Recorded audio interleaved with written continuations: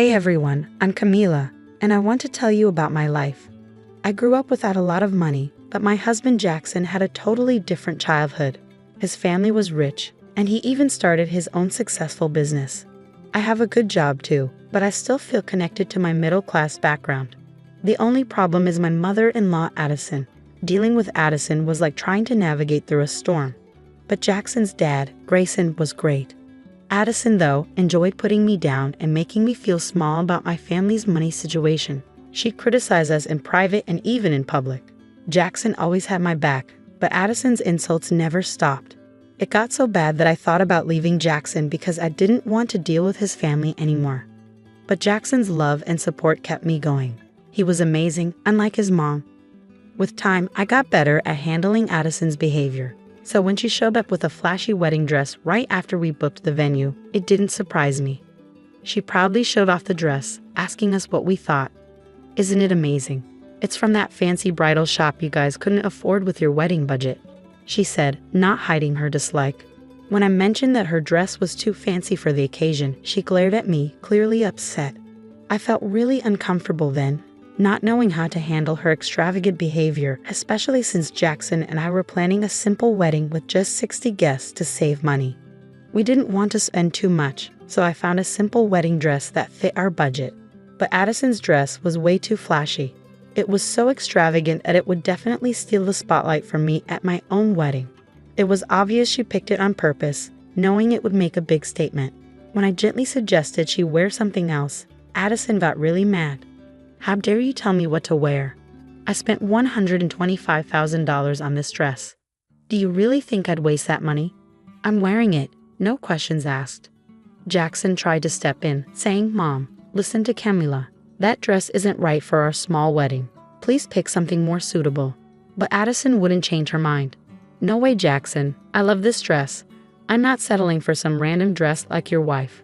I have my own standards. It's my big day too as the mother of the groom, she insisted, ignoring how ridiculous she sounded. Jackson, surprised, argued back, Addison, it's not your big day. Stop trying to steal all the attention. You're not wearing that dress to our wedding. The argument got intense quickly. Addison refused to give up on the dress, leading to a heated exchange between her, Jackson, and Grayson. The tension got so bad that we had to leave early without resolving the issue.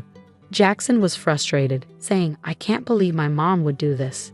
She's being unreasonable. Maybe she shouldn't even come to the wedding. But kicking Addison out of the wedding could make things worse. If we disinvite her, she might make an even bigger scene. She doesn't keep promises and she does whatever she wants. We need to think of a smarter solution, I suggested, thinking about what might happen if we excluded her from such an important day.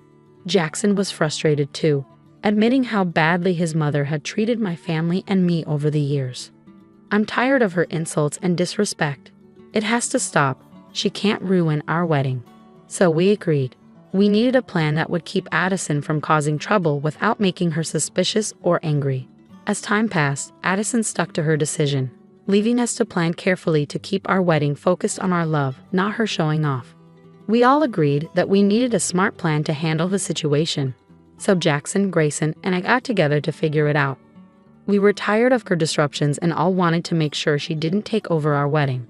After talking it through, we came up with a plan and quietly started putting it into action, making sure Addison didn't catch on. We stopped talking to her about the dress and only gave her basic information about the wedding, which didn't bother her much since she was too busy trying to outshine me. Just a few days before the wedding, we were having dinner at my in-laws, and Addison couldn't contain her excitement. I can't wait for your wedding, Jackson. I've been thinking about it for so long. My dress and jewelry are all ready to shine. It's going to be such a special day, she said, clearly thrilled, though it was obvious she was most excited about showing herself off. It will be special, especially because I'll be marrying Camila. Jackson responded subtly, trying to bring the focus back to us, the real reason for the celebration. But Addison quickly made it about herself again. Sure, Camila will look nice, but next to me in my expensive dress, I doubt it. I spent a lot to make sure I stand out. Hearing this, I couldn't help but admire Addison's boldness, insisting she was better and planning to steal the spotlight from the bride on her big day. Jackson complimented Addison's dress to keep things calm. while I silently appreciated his support, squeezing his hand under the table. Grayson, always the wise and calming presence, played a crucial role in our plan. He gently teased Addison, pointing out how strange it was for her to make such big plans for a wedding that wasn't hers. "Addison, you're really going all out for a wedding that's not even yours. Shouldn't we focus on the couple getting married?" His remarks subtly reminded everyone of the real reason for the celebration, steering the conversation away from Addison's self-centered plans without causing more trouble. This clever move was an important part of our strategy to handle the situation gracefully, making sure the wedding stayed a happy occasion for us and our guests, not just a platform for Addison's ego. As the wedding drew near, Addison insisted on having only the best makeup artist for herself. "For my son's big day, I need top-notch treatment. After all, I'm the mother of the groom," she declared.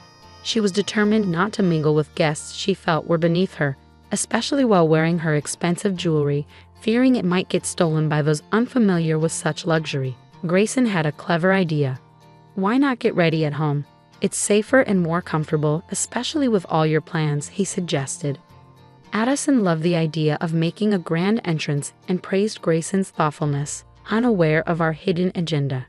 Grayson exchanged a knowing look with us, showing that our plan was going smoothly. Caught up in her own excitement, Addison didn't realize she was falling into our trap. The thought of her surprise on the wedding day brought quiet satisfaction to Jackson and me. Even though I wish I could see her reaction in person, knowing the plan was in motion allowed me to focus on the joy of the upcoming wedding, feeling a sense of relief.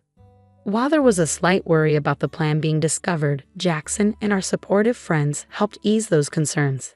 Everything was organized perfectly, reigniting my excitement for the special day.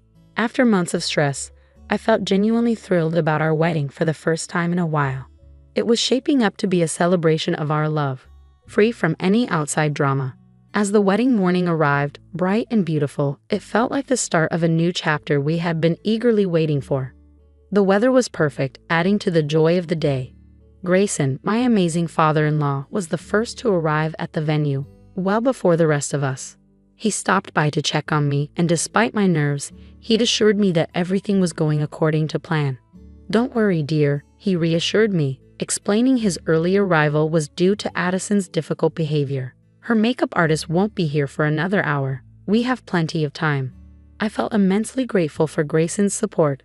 "Thank you so much, Grayson. I can't express how much this means to me," I told him. He smiled warmly, reminding me that I was now part of the family and assuring me that the day would unfold just as we had envisioned. His presence was a comfort, especially considering the challenge of dealing with Addison as my mother-in-law. I felt fortunate to have Grayson by my side. After checking in on me, Grayson made his way to where Jackson and I were getting ready for the ceremony. The day was shaping up to be everything I had ever dreamed of. I'll always remember the look of love on Jackson's face as I walked towards him, escorted by my uncle. Both of us were overcome with emotion, surrounded by our closest friends and family, with Grayson's supportive presence adding to the moment.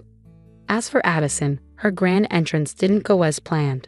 Dressed in her expensive gown and covered in diamonds, she expected all eyes to be on her. But when she arrived at the venue, she was in for a surprise. It was empty. Confused and a bit panicked, she called Jackson, her voice filled with disbelief. "Jackson, what's going on? Why is nobody here?" she asked, clearly caught off guard by the turn of events. Addison frantically searched for us at the venue, puzzled by the absence of familiar faces.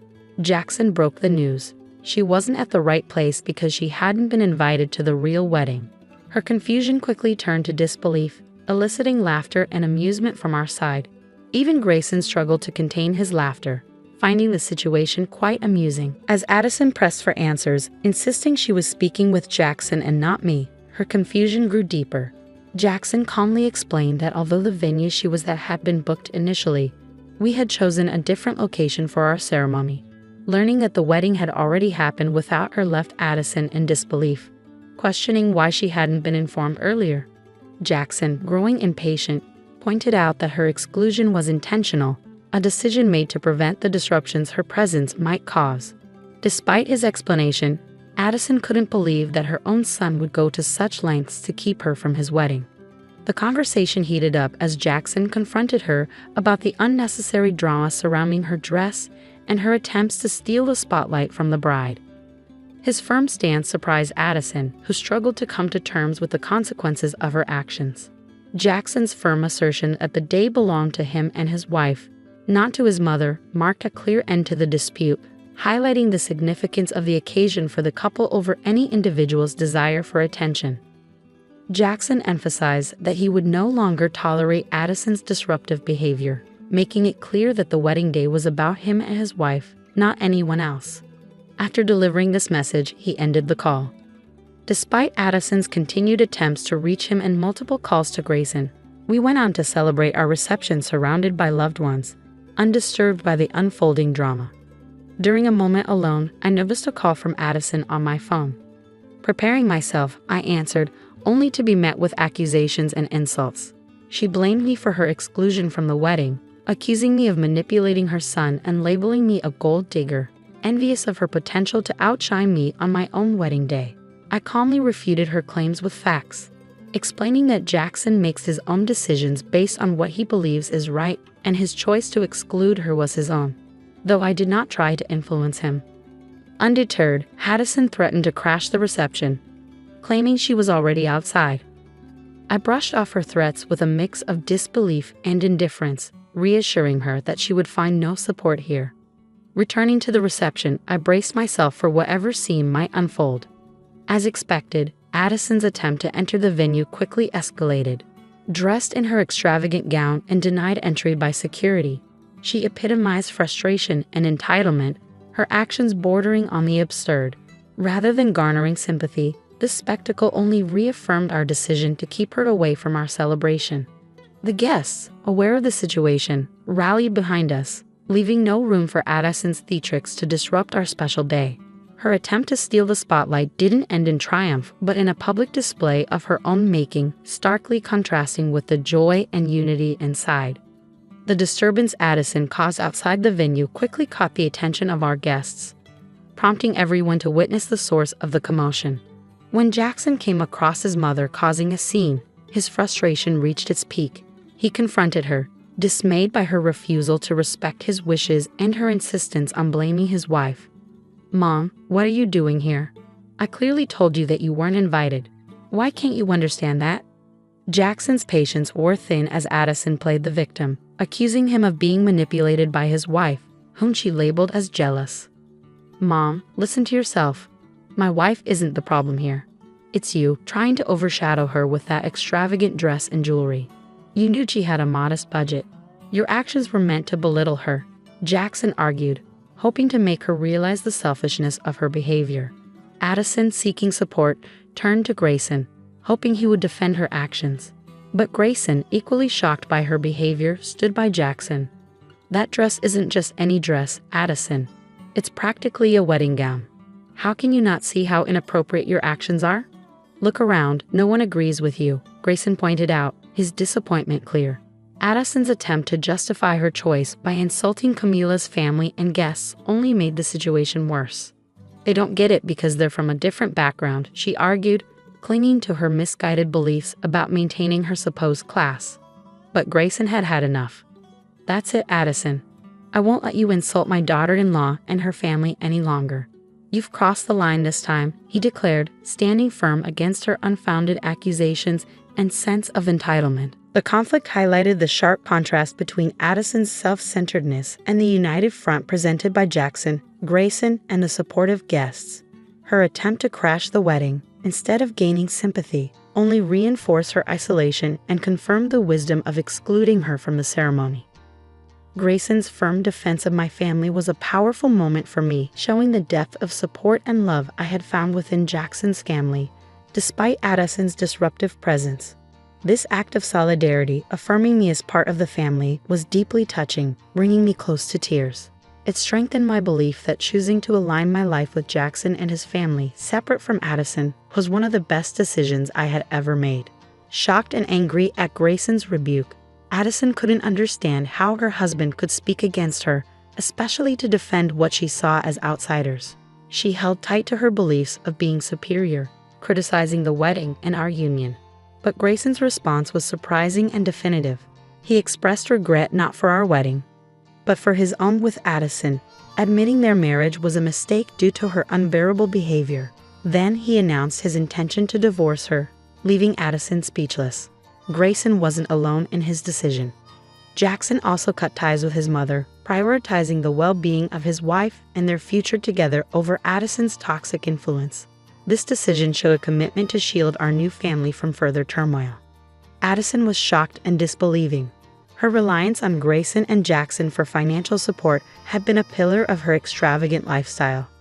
Grayson's mention of divorce, along with the prenuptial agreements in place, meant Addison stood to lose not only her family but also the financial security she had taken for granted. Her lavish spending, highlighted by the purchase of the expensive dress, had been unsustainable on her own, relying instead on her husband's wealth. The news of impending divorce and our decision to cut ties with Addison marked a turning point for her. The consequences went beyond losing family connections to a harsh financial reality. Her once secure future, buoyed by wealth and status, now looked uncertain, with the protective clauses of prenuptial agreements leaving her with little to claim. This sudden change in circumstances served as a sobering reminder of the cost of her actions and attitudes, highlighting the transformative impact of Grayson and Jackson's decisions on our collective future.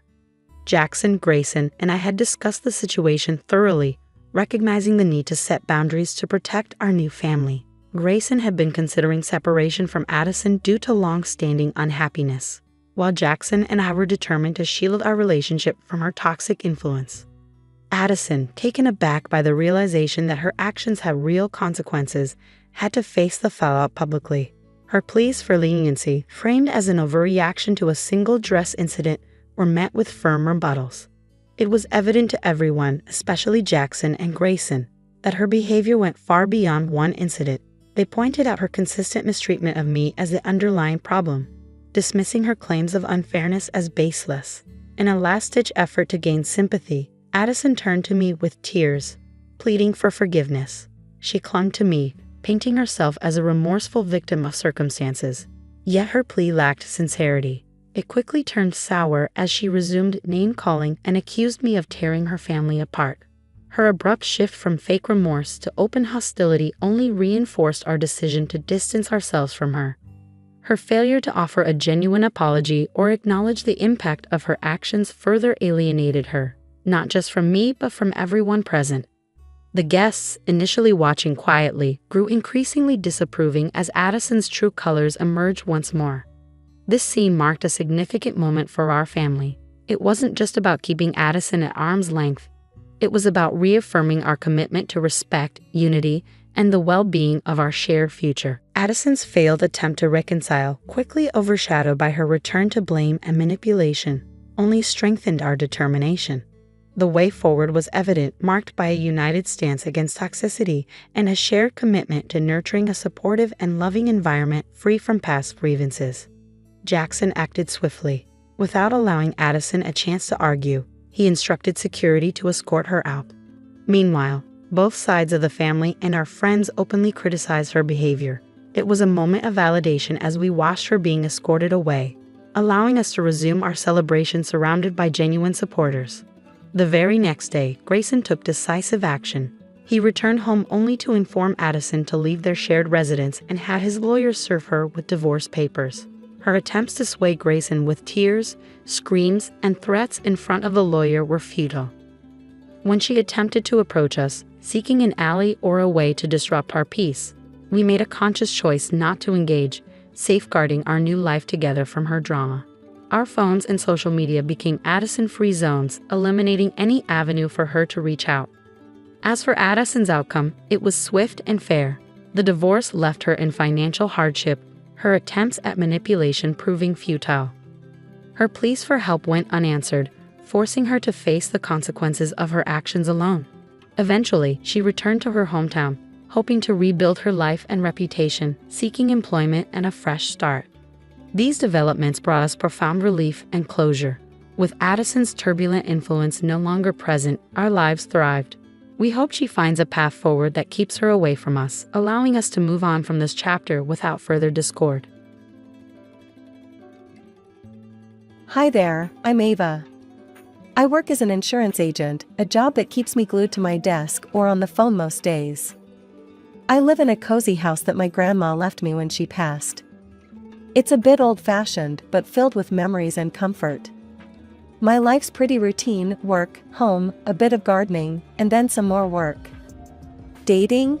Who's got the time? After another long day filled with claims and paperwork, the loneliness of the big, quiet house really hit me. That's when I thought, why not try online dating? I took a couple of decent pics in front of the house and some from my trips to Europe last summer, slapped them up on a dating site, and hoped for the best. Barely had I refreshed the page when a message popped up. It was from Ethan.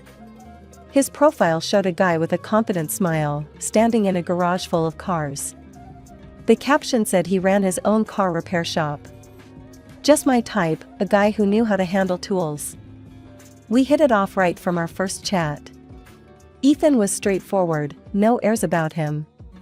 He said, "Hey Ava, I see you've been to Italy. Got any good travel stories?" I laughed, typing back quickly, "If getting lost in Venice and ending up on a private gondola counts, then yeah, loads." "Sounds like my kind of adventure," he replied.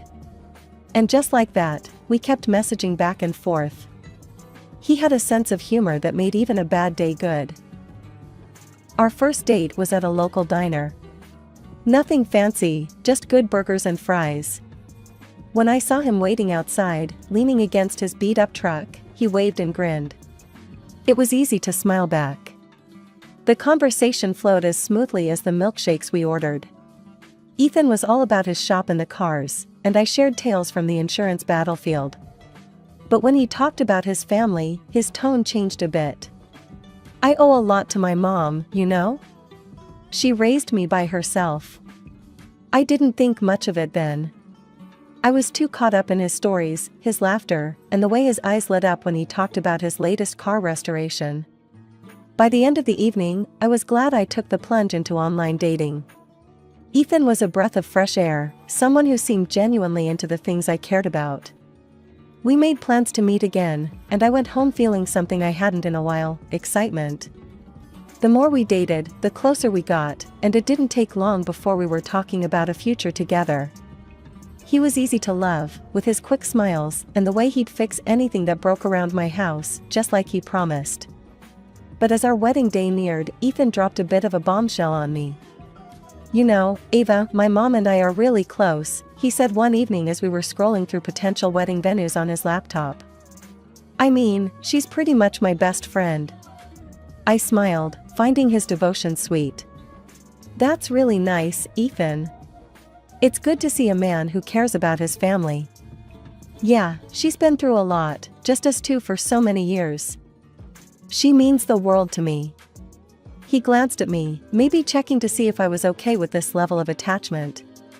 "Of course, I get it," I reassured him, squeezing his hand. I met Maggie a week later at her quaint little house that seemed frozen in another era. Ethan had hyped up how much she was going to love me. But the reality? It was like hitting a wall of ice. She was polite, sure, but there was a stiffness to her smile, a reserve in her hello. During dinner, I tried to make conversation, really I did. "This casserole is delicious, Maggie. Ethan told me you're the best cook." But Maggie turned to Ethan, ignoring my attempt. "Ethan, did you look into that garage space for rent down by Baker Street?"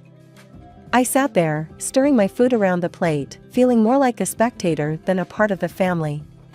It didn't get any better as the night went on.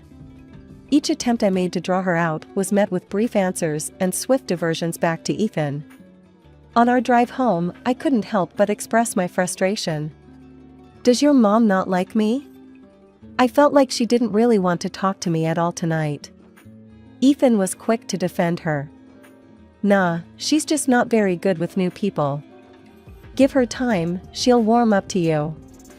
I wanted to believe him. I really did. So, I brushed it off and focused on the wedding plans. But every visit after that was a repeat performance. Maggie's warmth surfaced only when she wanted to know about my financial stability or the house I lived in. "So, Ava, Maggie began one afternoon, a sudden interest lighting up her face as we discussed the wedding guest list. "This house you live in, it's the one you inherited from your grandmother, right?" "Yes, it's been in the family for years," I said, cautious but trying to keep the conversation friendly. "And I suppose you have everything sorted out with your finances? Savings and such?" Her eyes were sharp, assessing. I stiffened, feeling like I was under a microscope. "Yes, I've been very careful with my finances." That's good, that's good. It's important to have a solid foundation, especially in a marriage," she added, her gaze flickering between Ethan and me. The conversation drifted back to mundane wedding details, but the seed of unease was planted. Maggie's questions lingered in my mind, painting my thoughts with doubt. What was her angle? Was she just being overly protective, or was there something more calculating beneath her questions? Ethan seemed oblivious to these subtleties, always smoothing over any awkwardness with a joke or a change of topic. Mom's just being mom, he'd laugh whenever I brought up how she made me feel. As the wedding day drew near, the excitement I felt was tinged with nerves, not just about the big day, but about everything that was becoming increasingly complicated with Ethan's family. A question that had been nagging at me finally slipped out one evening while Ethan and I were checking off items on our to-do list. "Ethan, how come your dad isn't on the guest list?" I asked, trying to sound casual, but I was genuinely curious. He looked up from his list, a frown briefly crossing his face. "My dad? Ava, he left us when I was just a kid. He made his choice, Ava. I don't see any reason to drag up the past now." I nodded, respecting his feelings, but something didn't sit right with me. It felt like there was more to the story, and on a whim, I decided to dig a little deeper. Using a bit of my insurance sleuthing skills, I managed to find a contact number for Ethan's dad, Michael. The next day, while Ethan was at work, I made the call, my heart racing as it rang. "Hello?" The voice on the other end was cautious, reserved. "Hi, Michael? My name's Ava. I'm Ethan's fiancée. We're getting married soon, and I thought you should know." I stumbled through my introduction. There was a pause, a heavy silence that made me think he might just hang up. But then he spoke, his voice laced with a mixture of surprise and something else I couldn't quite place. "Ava, that's news. But listen, I think it's best if I stay out of it. Ethan's made it clear he doesn't want me in his life." His words were calm but firm, yet he added something that sent chills down my spine. "Just be careful, Ava. With him and his mother. There's more going on there than you might realize." I stood there for a moment, phone in hand, bewildered. Was he just a bitter ex-husband and father, or was there really something I needed to be wary of? Shaking off the unease, I decided he must just be a little out of his mind, as Ethan had implied. The wedding day arrived, and it was like a dream. Everything was perfect, from the weather to the flowers. But even the most beautiful day couldn't keep the shadows at bay. Maggie, Ethan's mother, was a force to be reckoned with.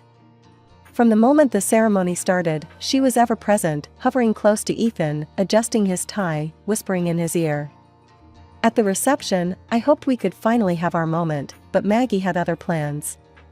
When it came time to cut the cake, she brushed past me, a tight smile on her face. "I'll handle this, dear," she said loudly enough for nearby guests to hear. "I am the main hostess, after all." I watched, stunned, as she took the knife and started slicing the cake, her other hand possessively on Ethan's shoulder. The guests clapped, but the applause felt hollow. I felt more like a guest at my own wedding than the bride. Throughout the evening, Maggie made sure to position herself prominently in every photo, always inserting herself between Ethan and me.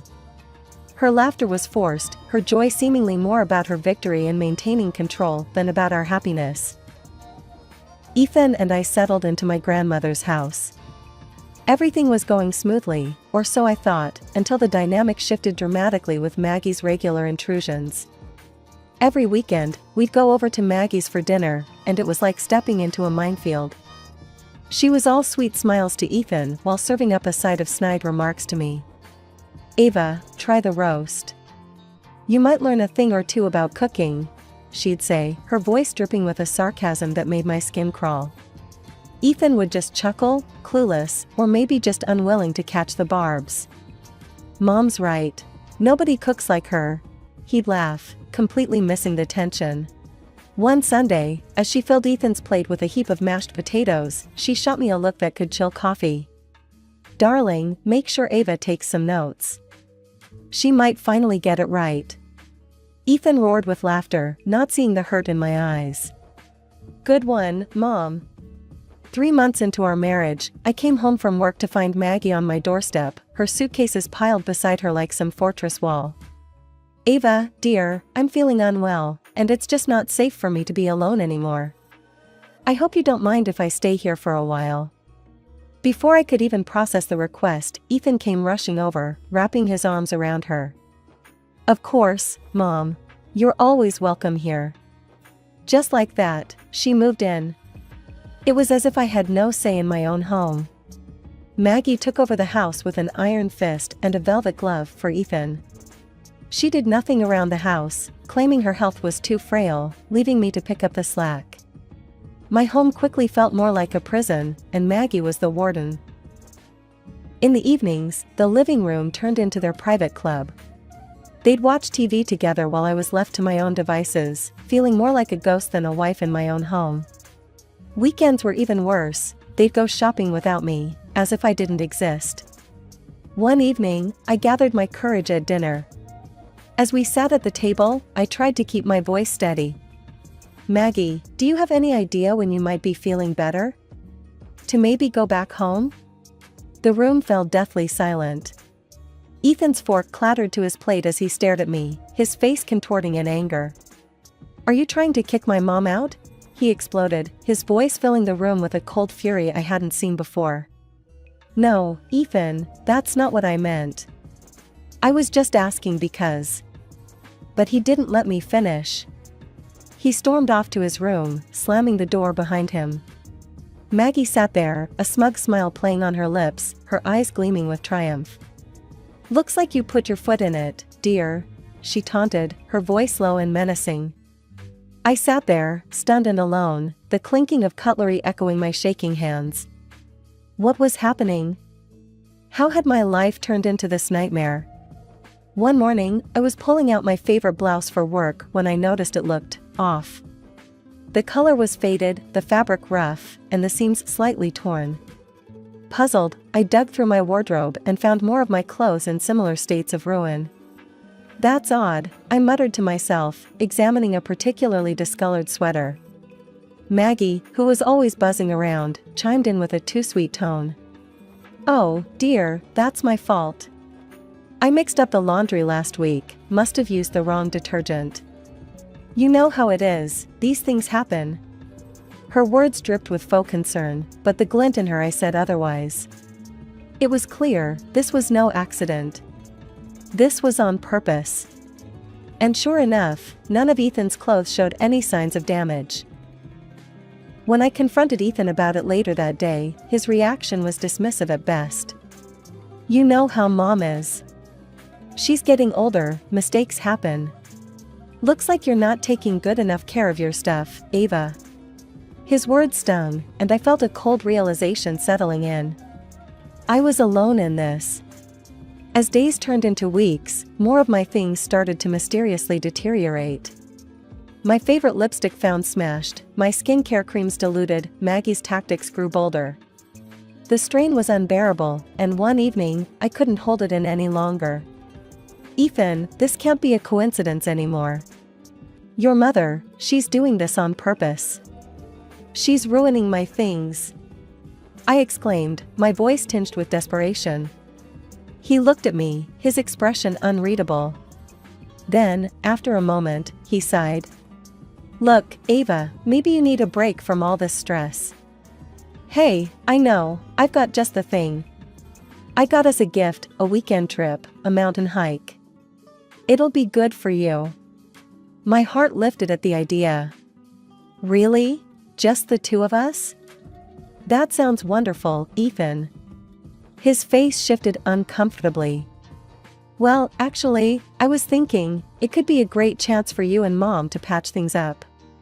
She's excited about the trip too. My heart sank. You want me to go hiking with your mother? After everything? It's either that or you don't really care about making our family work, he shot back, a harsh edge to his voice that I hadn't heard before. I was trapped. So, I agreed, defeated and utterly drained. When I told Maggie, her response was unnervingly cheerful. That sounds lovely, dear. We'll have such a good time. She beamed, her satisfaction evident. That night, as I packed my backpack, the weight of what lay ahead felt heavier than any mountain gear. The thought of spending days in the wilderness with Maggie was daunting. The morning of the hike was crisp and cool, the air fresh with the scent of pine and earth. As we set out with our group, Maggie seemed unusually pleasant, chatting with other hikers and even sharing jokes. For the first few hours, everything went smoothly. The scenery was breathtaking, with vast landscapes stretching out under a brilliant blue sky. Maggie kept pace and didn't complain, which eased some of my tension. Maybe, just maybe, this could be a new beginning for us. However, as the terrain became more challenging, Maggie began to slow down, her breaths turning heavy. Ava, darling, I need to rest for a bit. Go on, I'll catch up. She gasped, stopping to lean against a boulder. I'll stay with you for a bit. We can go slow, I said, settling next to her. After a short rest, we attempted to catch up with the group, but Maggie's pace was slow, and it wasn't long before we were alone. The sounds of our companions faded into the distance. How far do you think they've gone? Maggie asked, her voice tinged with worry. Please check from that rock over there. You might get a better view. As I climbed the rock, focused on locating our group, I felt a sudden, sharp shove from behind. My feet lost their grip, and I tumbled forward, the ground rushing up to meet me as I blacked out.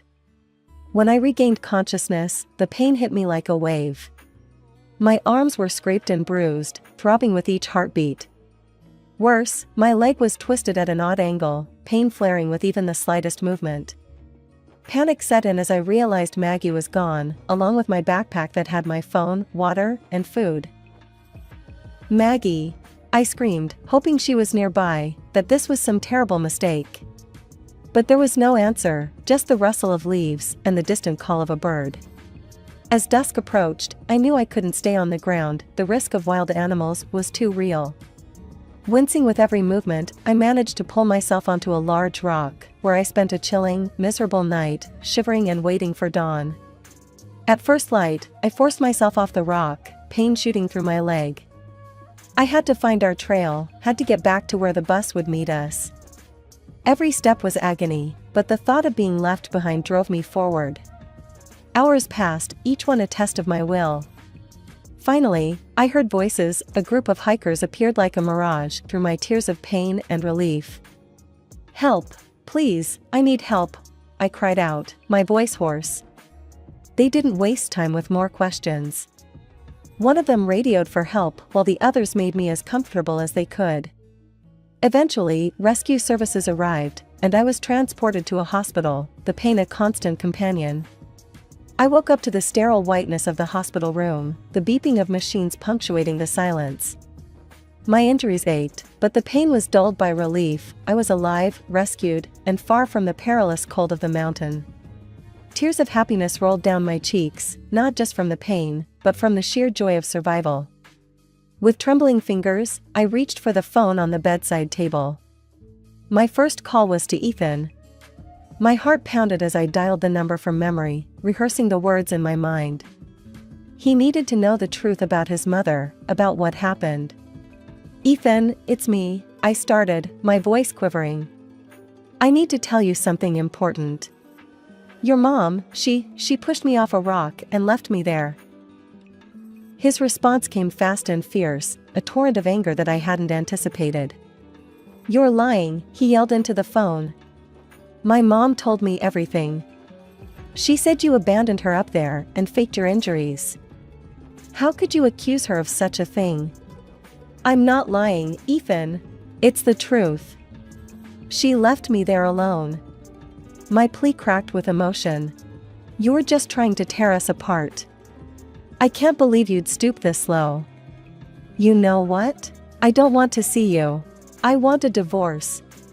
His words were like daggers, and before I could respond, he hung up. Stunned, I lay back against the pillows.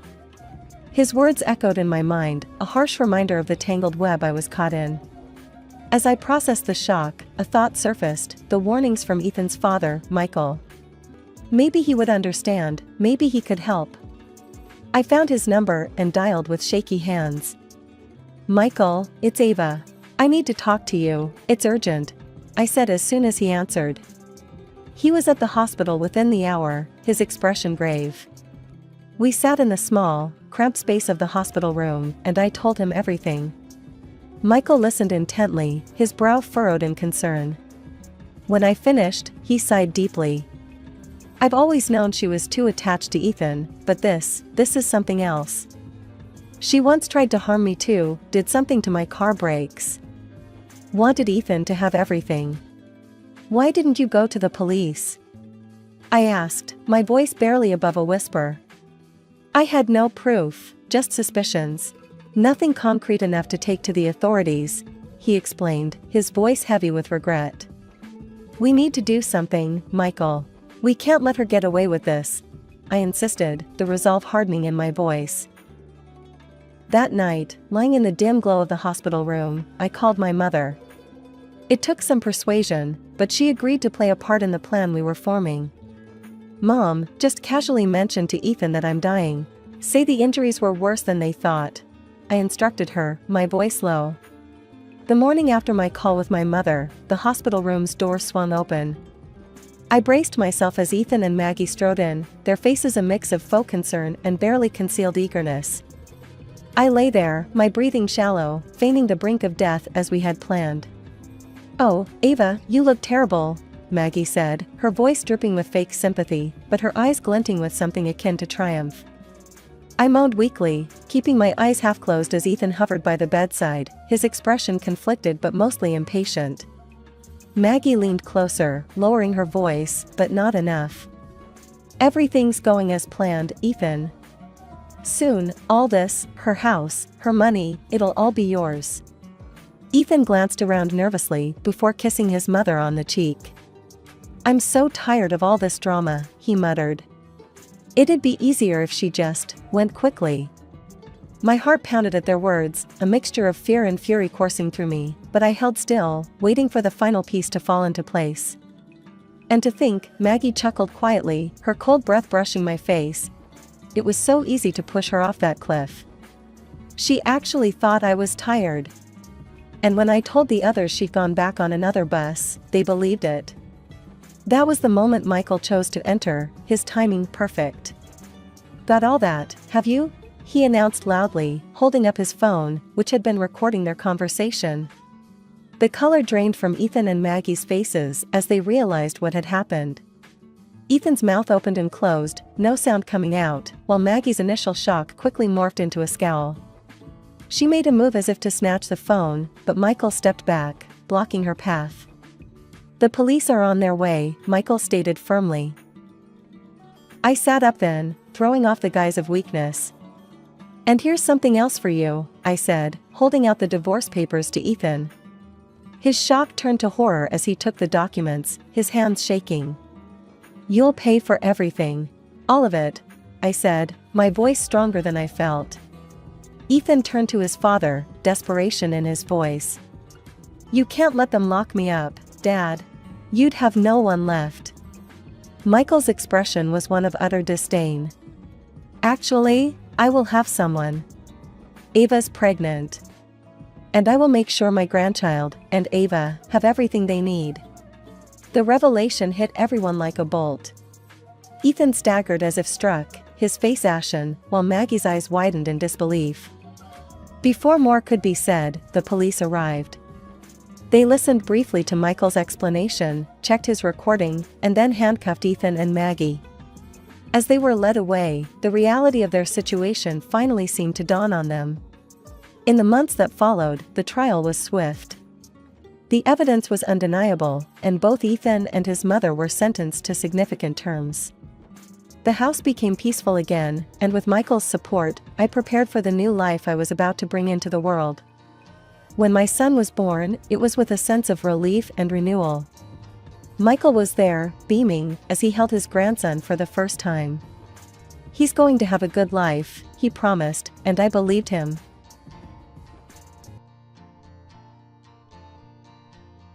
Life's been a series of tough breaks and lucky strikes. Losing my parents early stung like hell, but I got lucky when the elderly couple next door, the Parkers, took me in. They were the kindest souls you could imagine, treating me more like a granddaughter than a charity case. We weren't rich in money, but we were wealthy in love, and that's what mattered. Then, just as I was coming into my own, turning 18 and thinking about college, they died in a car accident. Just like that, I was on my own again. The Parkers left me a bit of money for school and their old house in the suburbs. It was a cozy place, full of memories, but too many ghosts for me.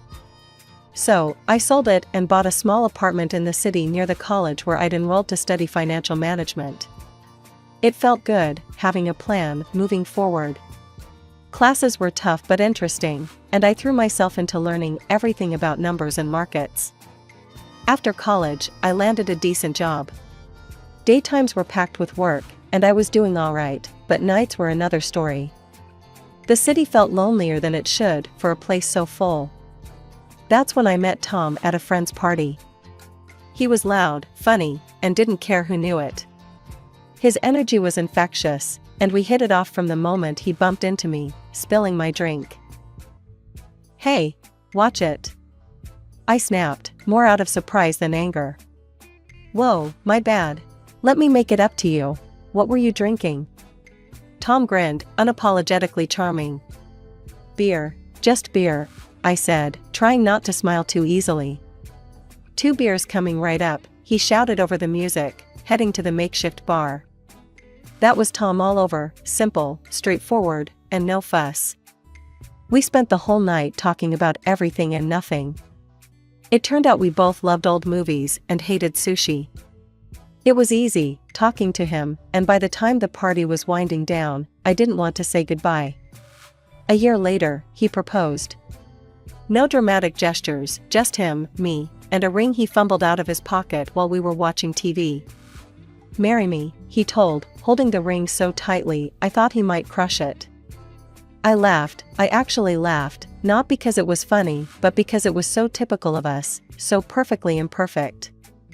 "Yes, of course, you big goof." Getting married didn't change much at first. We were the same, just legally bound, which felt right.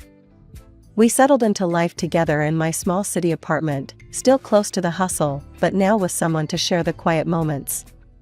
Life felt full, and for the first time in a long while, the evenings didn't feel so empty. Settling into married life had its comforts, but life sure doesn't let you get too cozy without throwing a curveball or two. Jake's folks, Mr. and Mrs. Harper, were gems. Living in their cozy suburban home, they welcomed me with open arms from the get-go. I could see where Jake got his easygoing nature. Their warmth was a balm on my oftentimes still sore heart, still aching from my own family losses. "So happy you're part of our family now," Mrs. Harper would often say, squeezing my hand with a kindness that felt both uplifting and overwhelming. "Thanks, I really appreciate how welcoming you've been," I'd reply, feeling genuinely grateful. Visiting them became our weekend ritual. Those days were filled with backyard barbecues and lengthy chats over cups of steaming coffee. Life was good, simple, and honest, until it wasn't. Jake got called away on a long business trip, a whole year out of state. It was a fantastic opportunity for his career, but the timing was brutal. No sooner had Jake left than Mr. Harper's health took a nosedive. It happened fast, and Mrs. Harper, bless her heart, sounded near out of her mind with worry when she called. "Kimberly, I hate to ask, but I could really use your help around here. George is really not doing well." Her voice was thick with unshed tears. Without a second thought, I packed a bag and headed to the suburbs. Seeing Mr. Harper so frail shook me. He had always been a pillar, strong and steady. Now, he looked shrunken, tethered to his life through a maze of medical tubes. I slipped into the routine of their household seamlessly, handling the cooking and cleaning while Mrs. Harper focused on George's care. Evenings I spent sitting by Mr. Harper's side, reading out loud his favorite classics, his eyes often fluttering closed long before I finished a chapter. "Thank you, Kimberly," he'd whisper on good days, his voice a shadow of his former robust tone. "It's my pleasure, really," I'd squeeze his hand, trying to offer comfort through simple touch. One quiet afternoon, Mrs. Harper sat down at the kitchen table while I was chopping vegetables for dinner. She looked worn, older than her years. "Kimberly, I don't know how to say this, but we're in a bit of a bind," she began, wringing her hands nervously. "George was the main earner, you know, and with him like this." I put down the knife, giving her my full attention. "We're strapped, honey. I hate to even ask, but could you consider renting out your apartment? It might help us get through this tough spot." She looked down, clearly embarrassed. I didn't even hesitate. "Of course, Mrs. Harper. I'll get on it right away," I said firmly, trying to ease her burden. The apartment rented out quickly, and every month, I dutifully transferred the rental income to Mrs. Harper, along with money for groceries and whatever bills piled up. It wasn't easy. The commute to my job in the city became a nightmare. But family sticks together, right? That's what I kept telling myself, even on the hardest days. "Kimberly, you're a godsend," Mrs. Harper would often say, her relief palpable each time I handed her the money.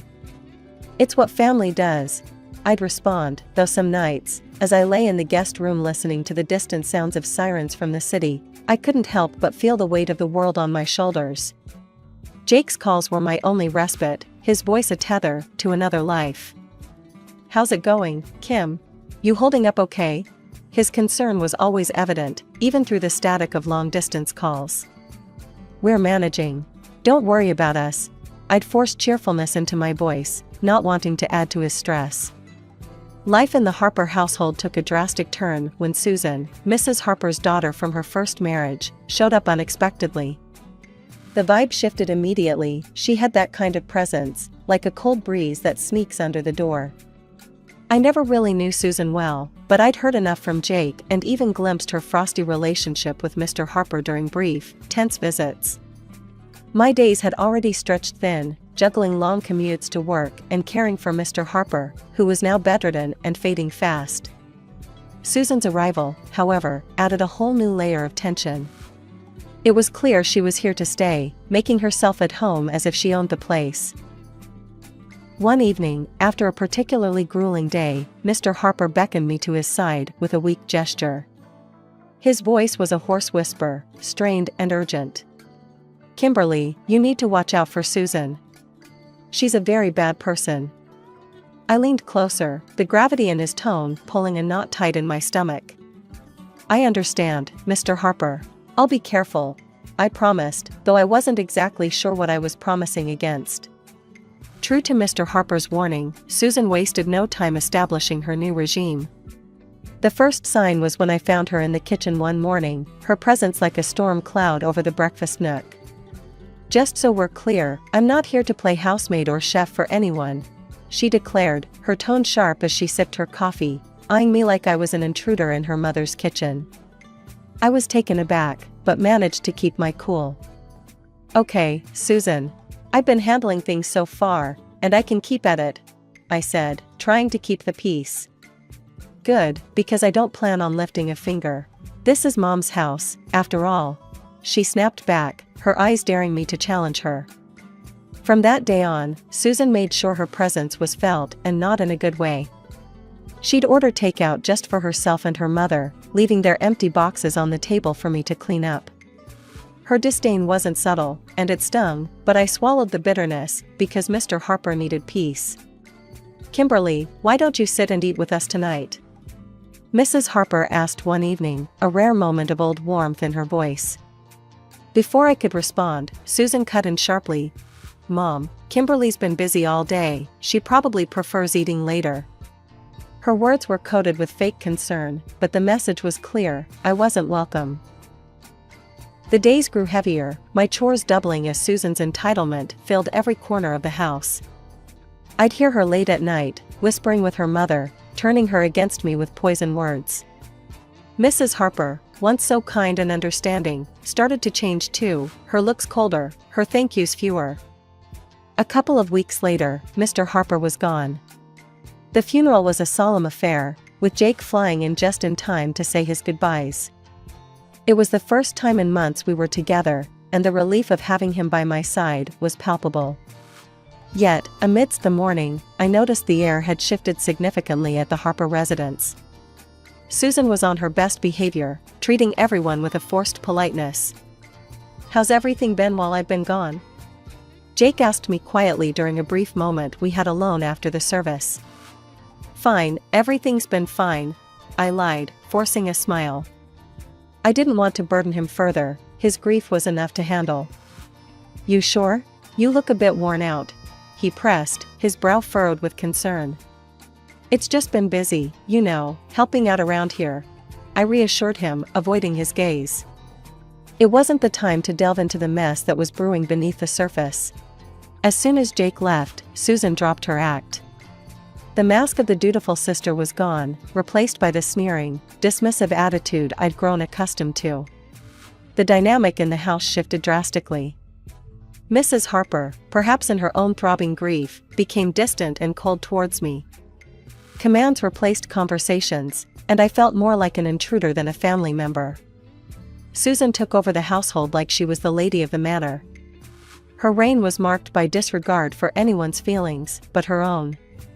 She started barging into my room without knocking, rummaging through my things as though she was searching for buried treasure. One afternoon, I was out in the garden trying to find some peace, when I stumbled upon a box lying among the shrubs. Curiosity piqued, I opened it, only to find my watches, jewelry, and even some underwear. My heart sank. Nearby, draped carelessly over a bush, were several of my dresses. Fury bubbled up inside me as I gathered my belongings. Clutching the box, I stormed inside, finding Susan in the living room, lounging like she owned the place. "What the hell, Susan?" I demanded, my voice shaking with rage. "You can't just throw my stuff out." Susan laughed, a cold, harsh sound that echoed mockingly around the room. "Live here? Please, you're just a guest, and not a welcome one. You should be out in the garden, or better yet, on the street. You're nothing but a rootless beggar anyway." Her words stung like salt in a wound. I couldn't believe the venom in her voice. Trembling, I turned to Mrs. Harper, who had just entered the room. "Mrs. Harper, please, tell her she can't treat me like this. This is supposed to be my home too," I pleaded, my voice cracking. Mrs. Harper, once kind and gentle, now looked through me as if I were glass. "This is Susan's house now." "She's right, Kimberly. Maybe it's time you found somewhere else to live." Her words were a blow I hadn't anticipated. I stood there, the box in my hands, my heart breaking in my chest. The home I had come to know, the family I thought I had, crumbled around me in that instant. Despite everything, I stayed because of a promise I made to Mr. Harper on his deathbed, to look after his wife and not let Susan overpower her. But day by day, Mrs. Harper seemed to adopt Susan's cruel traits, her words turning sharp, her eyes cold. "You're just sitting on your hands here, aren't you?" Mrs. Harper snapped one evening as I cleaned up after dinner, her voice dripping with disdain. "I'm doing my best to keep things running smoothly," I replied, trying to keep my voice steady despite the hurt her words caused. "Best? Could have fooled me. Seems like you're just freeloading," she scoffed, turning her back to me as she left the room. Her words stung. I was far from a freeloader. I had rented out my apartment and transferred nearly all that income to Mrs. Harper, on top of handling most of the housework, while Susan did nothing but criticize. Susan, living off her mother's pension, was relentless.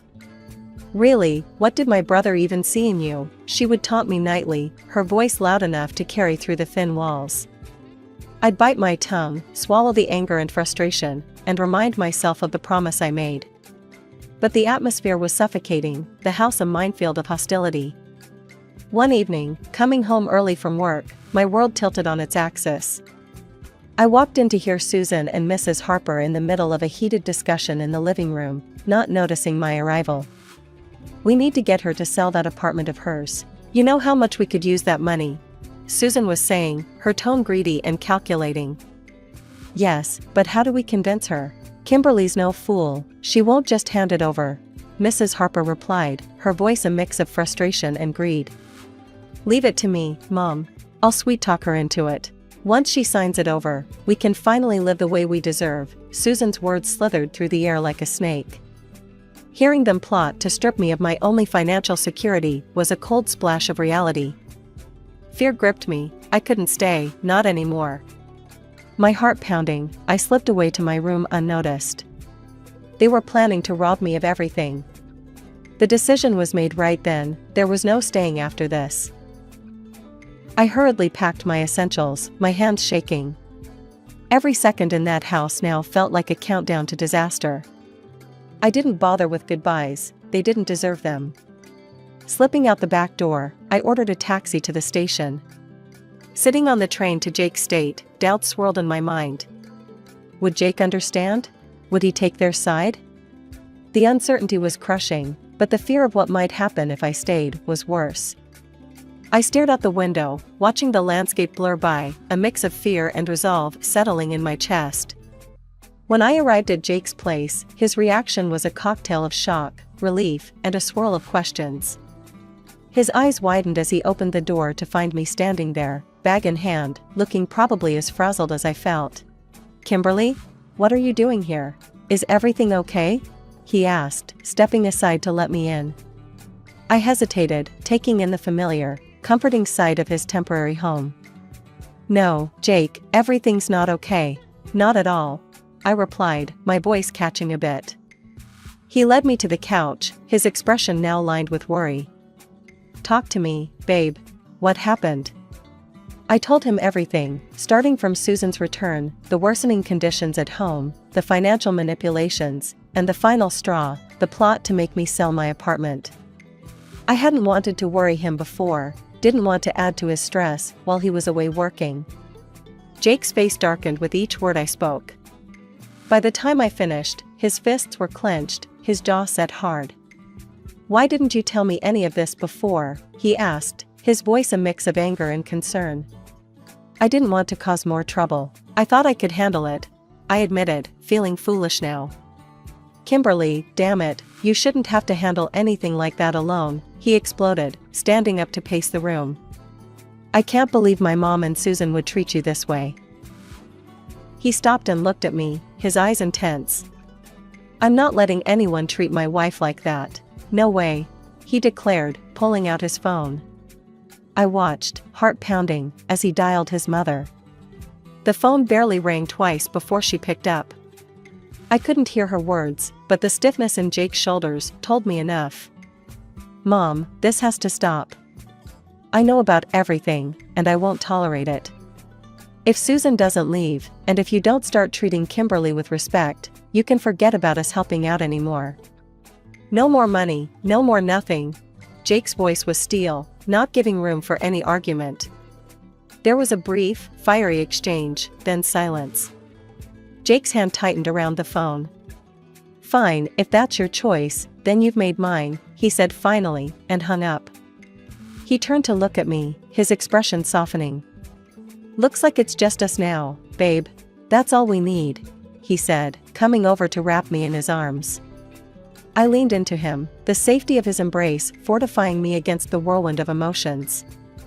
"Just us," I murmured, feeling the truth of his words. We were on our own now, but somehow, that felt okay. Jake and I talked long into the night. We discussed practical things like my remote work arrangements and our financial plans without the extra drain of supporting his mother and Susan. It felt like we were laying the foundations for a new chapter, just the two of us. "Whatever happens, we're in this together. You and me against the world, right?" Jake said with a determined grin. "Right," I smiled back, feeling more confident with him by my side. Against the world. The next few days were a whirlwind of activity. I contacted my job to arrange remote work, which thankfully, they agreed to. Jake helped me move my things from storage and set up a home office in the corner of his living room. It wasn't perfect, but it was ours, and it was peaceful. A week into our newfound peace, I was jolted by a call that almost felt like a ghost from a past life. It was Mrs. Harper. Her voice, once sweet to me, now dripped with a mix of desperation and audacity. "Kimberly, why haven't I received the money for this month? You know we depend on it," she demanded right off the bat. I was stunned silent for a moment, her nerve unbelievable. "I'm sorry, but after everything, you really expect me to continue supporting you?" I asked, my tone more incredulous than angry. In the background, I could hear Susan's voice, shrill and angry.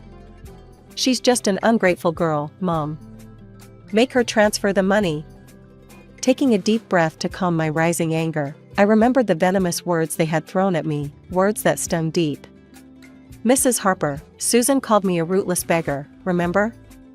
I'm not sending money to people who treat me like trash. I'm done." There was a pause on the other end, and I could almost picture Mrs. Harper's shocked face. "But we're family," she finally said, her voice a mixture of anger and pleading. "No, family doesn't treat each other that way.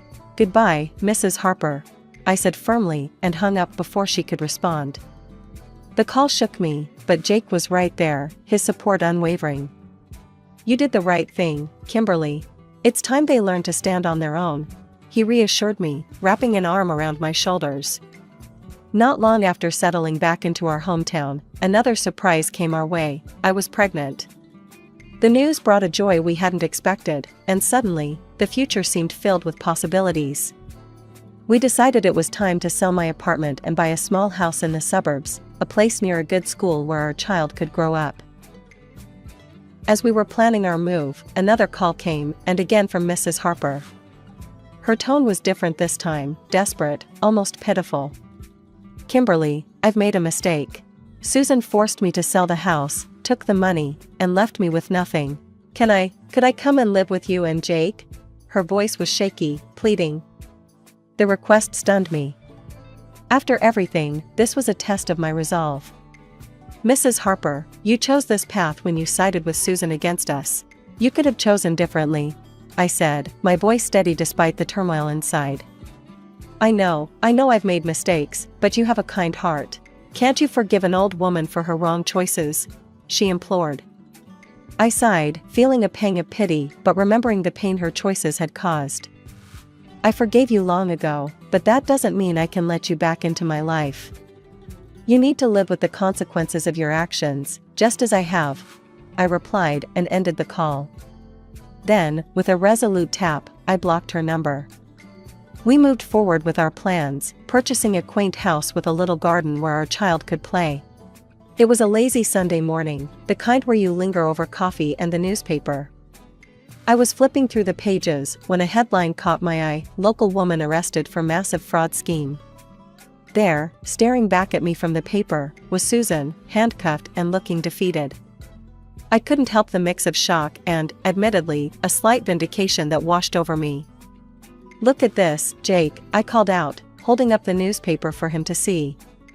"It's Susan. She's been arrested for fraud." Jake took the newspaper, scanning the article with a serious expression. "Wow, can't say I'm surprised, but still, it's a lot to take in." "Yeah, it is. But she made her choices, and now she's facing the consequences," I replied, feeling a closure I hadn't realized I needed. The news eventually drifted to us through friends that Mrs. Harper was living in a tiny apartment, working 2 jobs to scrape by. Her pension wasn't enough to cover her living expenses and pay off the debts Susan had left her with. "Did you hear about your mom?" One of Jake's friends, Matt, brought it up one evening when they were over for a backyard barbecue. "Yeah, I heard," Jake responded, flipping burgers on the grill. His voice held a trace of sadness, but it was tempered with resolve. "She chose her path, Matt. It's tough, but that's how it is." Matt nodded, understanding the unspoken boundaries. "You're right, man. Just thought you should know." The conversation shifted after that, the evening air filled with the lighter topics of sports and work. Life had moved on, and so had we. The joy of our new life really crystallized when Mia came into the world. Becoming parents changed everything. It shifted our priorities, our dreams, and even healed some of the old wounds by filling them with new love. "Can you believe she's ours?" I whispered to Jake one night as we watched Mia sleeping peacefully in her crib. "She's perfect, Kimberly. Just perfect," Jake murmured back, his voice thick with emotion. We spent our days marveling at each little milestone Mia achieved, each smile, each giggle. She was our little miracle, and with her, the hardships of the past seemed to recede, making room for new memories, better ones. Each day was simple, but filled with little moments of joy that stitched a tapestry of a happy family life. So, there I was, Jenna, just cruising through the local park, headphones in, blaring some old-school rock. The breeze was nice, and it was just one of those perfect days for being lost in your own world. I'd just wrapped up a coding sprint for the new app one was developing. Working from home has its perks, like no one cares if you're in your pajamas at 3 in the afternoon. As I was rounding the bend near the old oak tree, that's when it happened. Out of nowhere, I collided with what felt like a brick wall, sending my phone flying and ripping my headphones out. I barely had time to register the surprised yelp that matched mine. "Oh, crap. I'm so sorry." I blurted out, scrambling to my feet, brushing dirt off my jeans. The brick wall turned out to be a guy, probably around my age, with a shock of brown hair and a kind of sheepish grin that immediately put me at ease. He was already picking up my phone, checking if it was okay. "Hey, no harm done, but maybe watch where you're dancing next time." He chuckled, handing back my phone which, thank God, was still in one piece. "Thanks, and yeah, I guess I got carried away with the tunes. I'm Jenna, by the way," I said, still a bit embarrassed, but relieved he was cool about it. "I'm Jake. Seems like you've got a killer taste in music," Jake said, nodding towards my phone. We both laughed it off, and I noticed he was holding a frisbee. "You play?" I asked, gesturing to it. "Yeah, was just about to start a game with some friends, but they bailed." "You play?" "Not really, but there's a first time for everything, right?" I shrugged. It wasn't like I had plans, and he seemed like good company. "Cool, let me show you the ropes then." His smile was infectious, and honestly, I was already curious about him. We spent the next hour tossing the frisbee, chatting about everything from our favorite bands to our jobs. Turns out, Jake was an engineer at a local tech startup, which gave us tons to talk about since we were both in the tech field. It felt so easy, like chatting with an old friend. As the sun began to set, Jake glanced at his watch. "Hey, you hungry? I was gonna grab a bite at the cafe across the street. Join me?" I was actually starving, and I figured, why not? "Sure, let's go. But just a heads up, if they have chili fries, I'm not sharing," I warned him playfully. "Huh, challenge accepted. Let's see if their chili fries are worth the hype then," he said as we started walking towards the cafe. By the time we said goodbye, it was clear this wasn't going to be just a one-time thing. Jake asked for my number, and I gave it to him, feeling that buzz you get when you know something good just started. After a few months of dating Jake, things were going pretty damn well. But like every romantic movie where the sun's always shining, there had to be a cloud somewhere. That cloud, in my story, turned out to be Linda, Jake's mom. "So, you're finally going to meet my mom," Jake said one Saturday morning as we were having breakfast. He had this half-smile, half-wince thing going on. "Just a heads up, she's a bit intense." "Intense like how?" "Like secret government conspiracy intense or believes in aliens intense?" I joked, trying to lighten the mood. "More like reads your horoscope and judges your life choices intense," he replied, shaking his head. We drove over to Linda's house later that day. It was one of those perfectly manicured homes you see on TV shows, where you know something's too good to be true. Jake knocked, and the door swung open.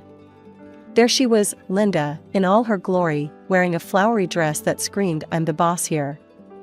"Jakey, and you must be Jenna," Linda said, eyeing me like I was some specimen under a microscope. come in, come in." The living room looked like it was ripped straight out of a 1950s home decor magazine, complete with a giant bookshelf filled with all sorts of astrology books. I kid you not, there was a crystal ball on the coffee table. Linda wasted no time. "So, Jenna, when's your birthday?" she asked, as soon as we sat down on her floral couch. April 17th, I said, a bit thrown off by the sudden interest in astrology. "Aries, huh? She frowned, flipping through one of her many books. "And Jakey here is a Pisces. Not the best match, astrologically speaking. You do know that, right?" Jake rolled his eyes, giving me a sorry about this look. "Mom, come on, not everyone believes in that stuff."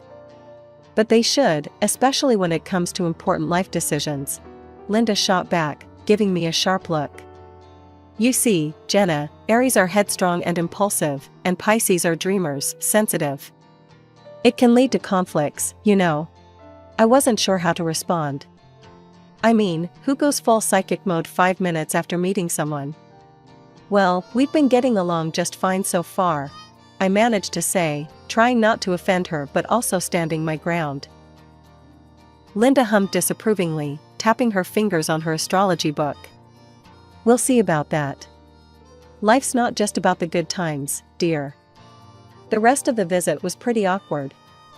Linda kept dropping hints about ensuring compatibility and watching out for the retrogrades. I couldn't believe the stuff coming out of her mouth. Jake was super apologetic on the drive home.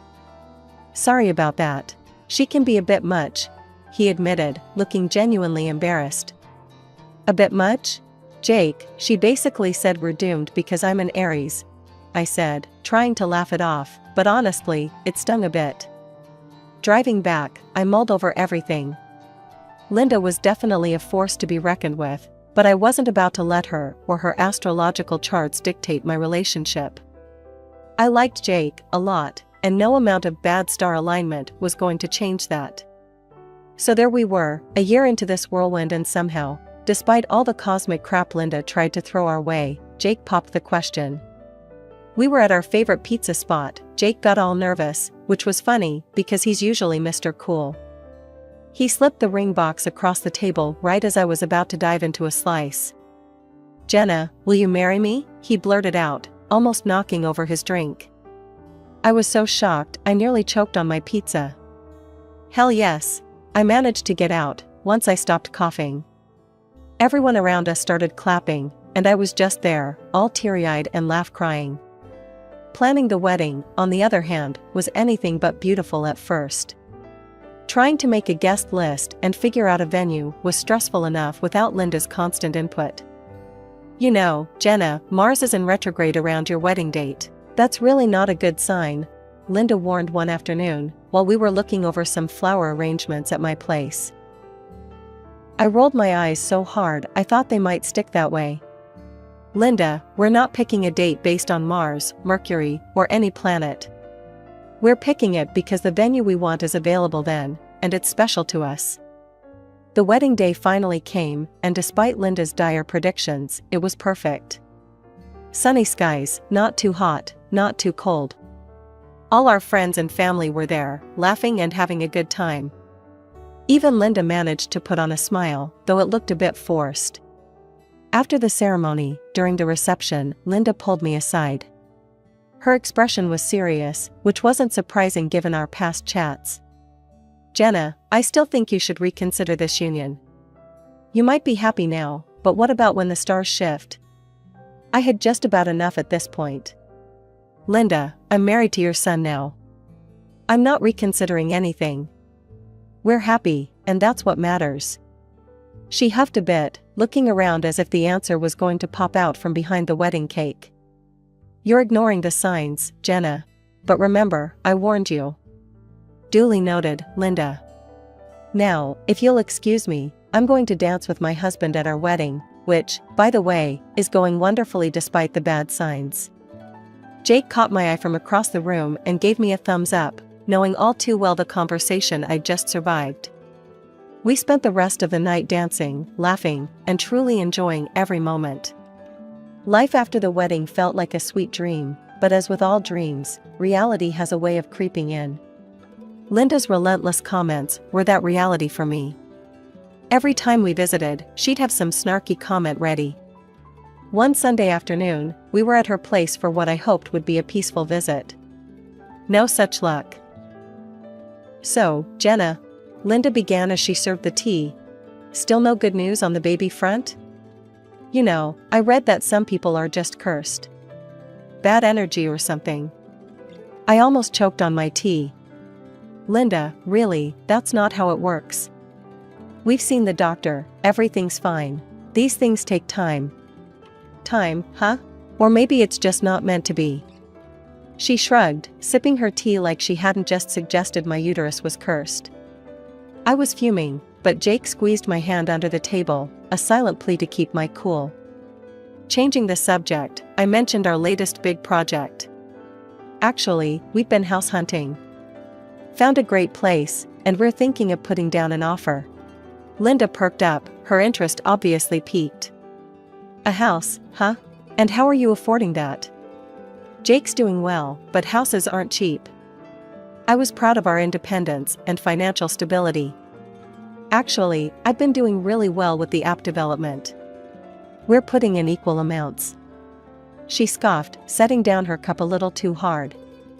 "Well, isn't that convenient? Living off my son and now spending his money on a house. It's classic, really." We left soon after, but her words stung. It was the same old song, no matter how hard I worked or what I achieved. The house buying process was a breath of fresh air compared to dealing with Linda. We found a beautiful place, perfect for us, and moved in a couple of months later. I thought owning our new home would prove to Linda that I wasn't the gold digger she painted me to be. But instead, it just fueled her fire. At our housewarming, which Linda attended out of familial obligation more than anything, she pulled me aside while Jake was busy with other guests. "Must be nice, living large on someone else's dime. But we both know the truth, don't we? Just make sure he doesn't find out about your little side flings," she hissed, glancing around to make sure no one else could hear. I stared at her, shocked and angry. "What are you even talking about? I've never cheated on Jake, and I never would. How dare you?" She just smirked and walked away, leaving me there, fuming. Later, I heard through the grapevine that Linda was spreading rumors about me being a freeloader and cheating on Jake. That was the last straw. I confronted Jake when we were alone. "Your mom's saying things, awful things about me. I don't know how much more I can take." Jake was furious. "She what? That's it. I'm going to have a word with her. This has to stop." He did, and he told Linda she needed to back off or she wouldn't be welcome in our home anymore. She didn't take it well and called me the next day, furious. "You're trying to cut me off from my son, you witch. I know what you're up to, bringing men into the house when Jake's gone. Don't think I don't know." Her words were like venom, but they didn't hold any power over me anymore. "Linda, believe what you want, but I'm telling you now, stop spreading lies about me, or you'll regret it. This is my home, and I won't be harassed in it." Things had quieted down since we limited Linda's visits, but calm in my life seems to be just the quiet before another storm. This new trouble started innocently enough, just a feeling that something was off. It began at the local grocery store. I was loading bags into the car when I got this prickly feeling on the back of my neck, like someone was watching me. I glanced around and caught a glimpse of a man at the far end of the parking lot. He was just standing there, staring. It was weird, but I brushed it off as paranoia. The next sighting was at the cafe down the street from our house. The same man, sitting 2 tables away, pretending to read a newspaper, but clearly watching me. My heart started pounding. Was I being followed? When I saw him a third time, just standing across the street from our house, that's when I really freaked out. This was no coincidence. This guy was tracking me. I told Jake about it that night. "Babe, there's this guy, I've seen him around a lot lately, and it feels like he's following me." Jake looked concerned, but he was trying to be the rational one. "Are you sure? Maybe you're just overworked and stressed. Why don't you take a break for a few days? Do some of that yoga you love, chill out a bit? I wasn't convinced, but I decided maybe a break would help. I started doing yoga again, tried to meditate, but that nagging feeling wouldn't leave me. I was constantly looking over my shoulder, jumping at shadows. One afternoon, I had enough. I was going to prove I wasn't imagining things. I went to the same grocery store, and sure enough, there he was. This time I confronted him. I walked straight up to him, my phone camera ready. "Why are you following me? Who are you?" The man looked startled, then tried to walk away, but I was too quick. I snapped a few pictures. "I've called the cops," I lied. He stopped, a look of panic crossing his face. "Wait, listen, I'm not here to hurt you. I'm a private investigator." "I'm sorry, I can't say more." In the evening, we ran into him again in the parking lot of our house. Jake confronted him, grabbing him by the collar. "You better start talking, or I'm calling the cops right now." The man finally broke. "Look, I was hired by your mother. She wanted proof of infidelity. I swear, I didn't find anything, because there's nothing to find." Jake called Linda immediately. "Mom, what the hell are you doing? Hiring someone to spy on Jenna? Don't come to our house again. You're not welcome here anymore." The next day, Jake was all action. He had security cameras installed all around the house. "If she's pulling stunts like this, who knows what she'll do next," he said, anger lacing his every word. After all the drama with Linda and that creepy PI, Jake suggested something I couldn't have been happier about: a vacation. Just the two of us, away from all the chaos, somewhere I could breathe without feeling like someone was always watching. We ended up at this cozy little beach town, with nothing but the sound of waves and seagulls to keep us company. It was perfect. For the first time in what felt like forever, I could just sit, read a book under the sun, and not worry about secretive glances or hidden agendas. When we got back home, I was brimming with a sense of peace. That peace only grew when I discovered something incredible: I was pregnant. After years of trying and facing Linda's harsh words, it had finally happened. But with the joy came a wave of protectiveness. Given everything with Linda, the last thing I wanted was to put our little bubble of happiness at risk. So, we decided to keep the pregnancy under wraps, especially from Linda. "Let's just keep it between us and my folks for now," I told Jake, who was over the moon about the baby. "Yeah, I don't want my mom spoiling this with her negativity. We'll tell the world when we're ready," he agreed. Since I worked from home, hiding my growing belly wasn't as hard as it might have been. I swapped my fitted tees for looser shirts, and if I ever went out, I was all about those flowy dresses. But the thing was, my belly wasn't really showing that much. I was past my first trimester, yet there was barely a bump. I mentioned it to my doctor during one of my checkups, trying to keep the worry out of my voice. He gave me a reassuring smile. "Every woman's body is different, Jenna. Some show a lot, and some don't show much at all. As long as the scans are normal and the baby's healthy, you've got nothing to worry about." As the weeks rolled on, only Jake, my parents, and I knew about the little life growing inside me. It felt like our precious secret, a small miracle just for us. We'd sit in what would be the nursery, planning and dreaming about the future. "I think we should paint it yellow," Jake said one evening, looking around the room. "Yellow's nice. Bright and happy," I agreed, picturing our little one in their crib, the walls a sunny backdrop. This little bubble of joy was ours to cherish, and for now, that was all that mattered. Linda's shadow lingered at the edge of our happiness, but inside our home, within our little growing family, we were safe. 8 months in, and my pregnancy was now pretty obvious, no more hiding the baby bump. Jake and I decided it was time to celebrate with all our family and friends, even Linda. I figured maybe if she saw how real and beautiful this was, she might drop her vendetta. We threw a big bash at our place, decorating the backyard with lights and flowers. I felt like royalty, floating among our guests with Jake by my side, everyone so excited and happy for us. Well, almost everyone. Linda arrived late, her face stormy as ever. I braced myself for her usual antics, but hoped she'd keep it together for the sake of the day. No such luck. As I was mingling, I overheard her chatting, well, more like conspiring, with a group of relatives. "This is all a show," Linda hissed, not even bothering to lower her voice. "Mark my words, she's not pregnant. It's just a ploy to bind Jake tighter and dig into his wallet more." Her words stung, but I wasn't about to let her ruin this day. I approached her, smoothing down my dress, trying to keep my voice even.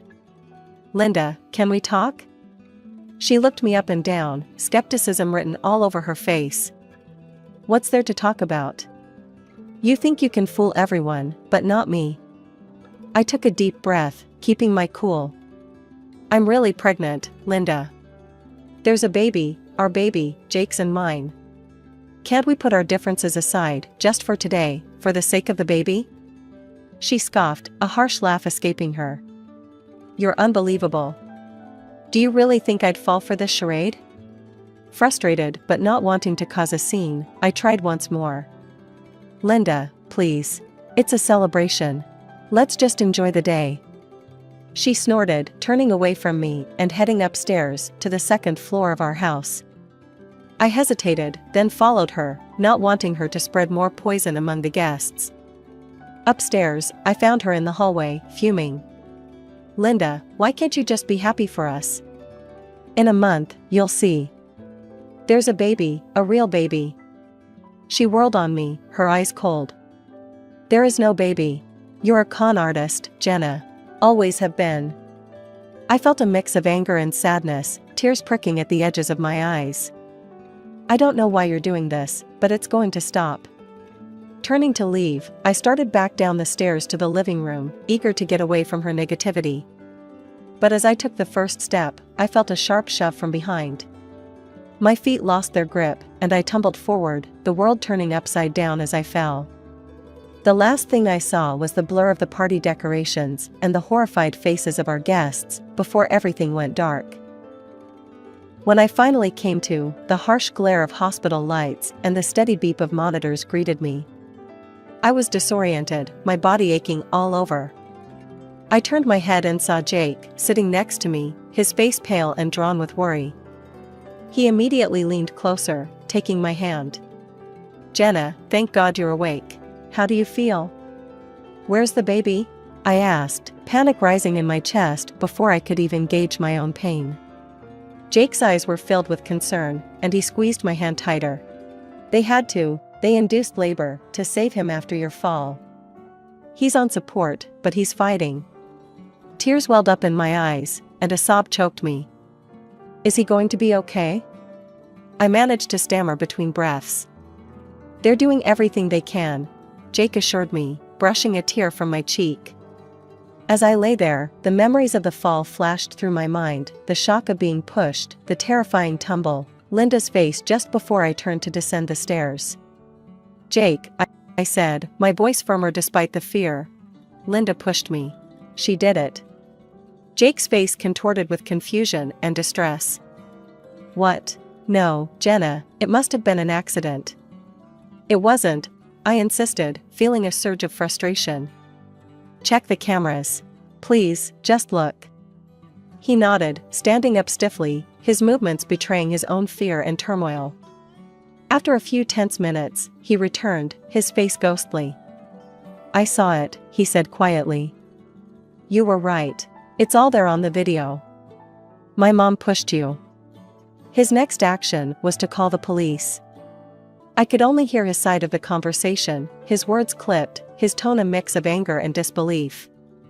When he hung up, he explained that they were taking his mother into custody. The next few days were a blur.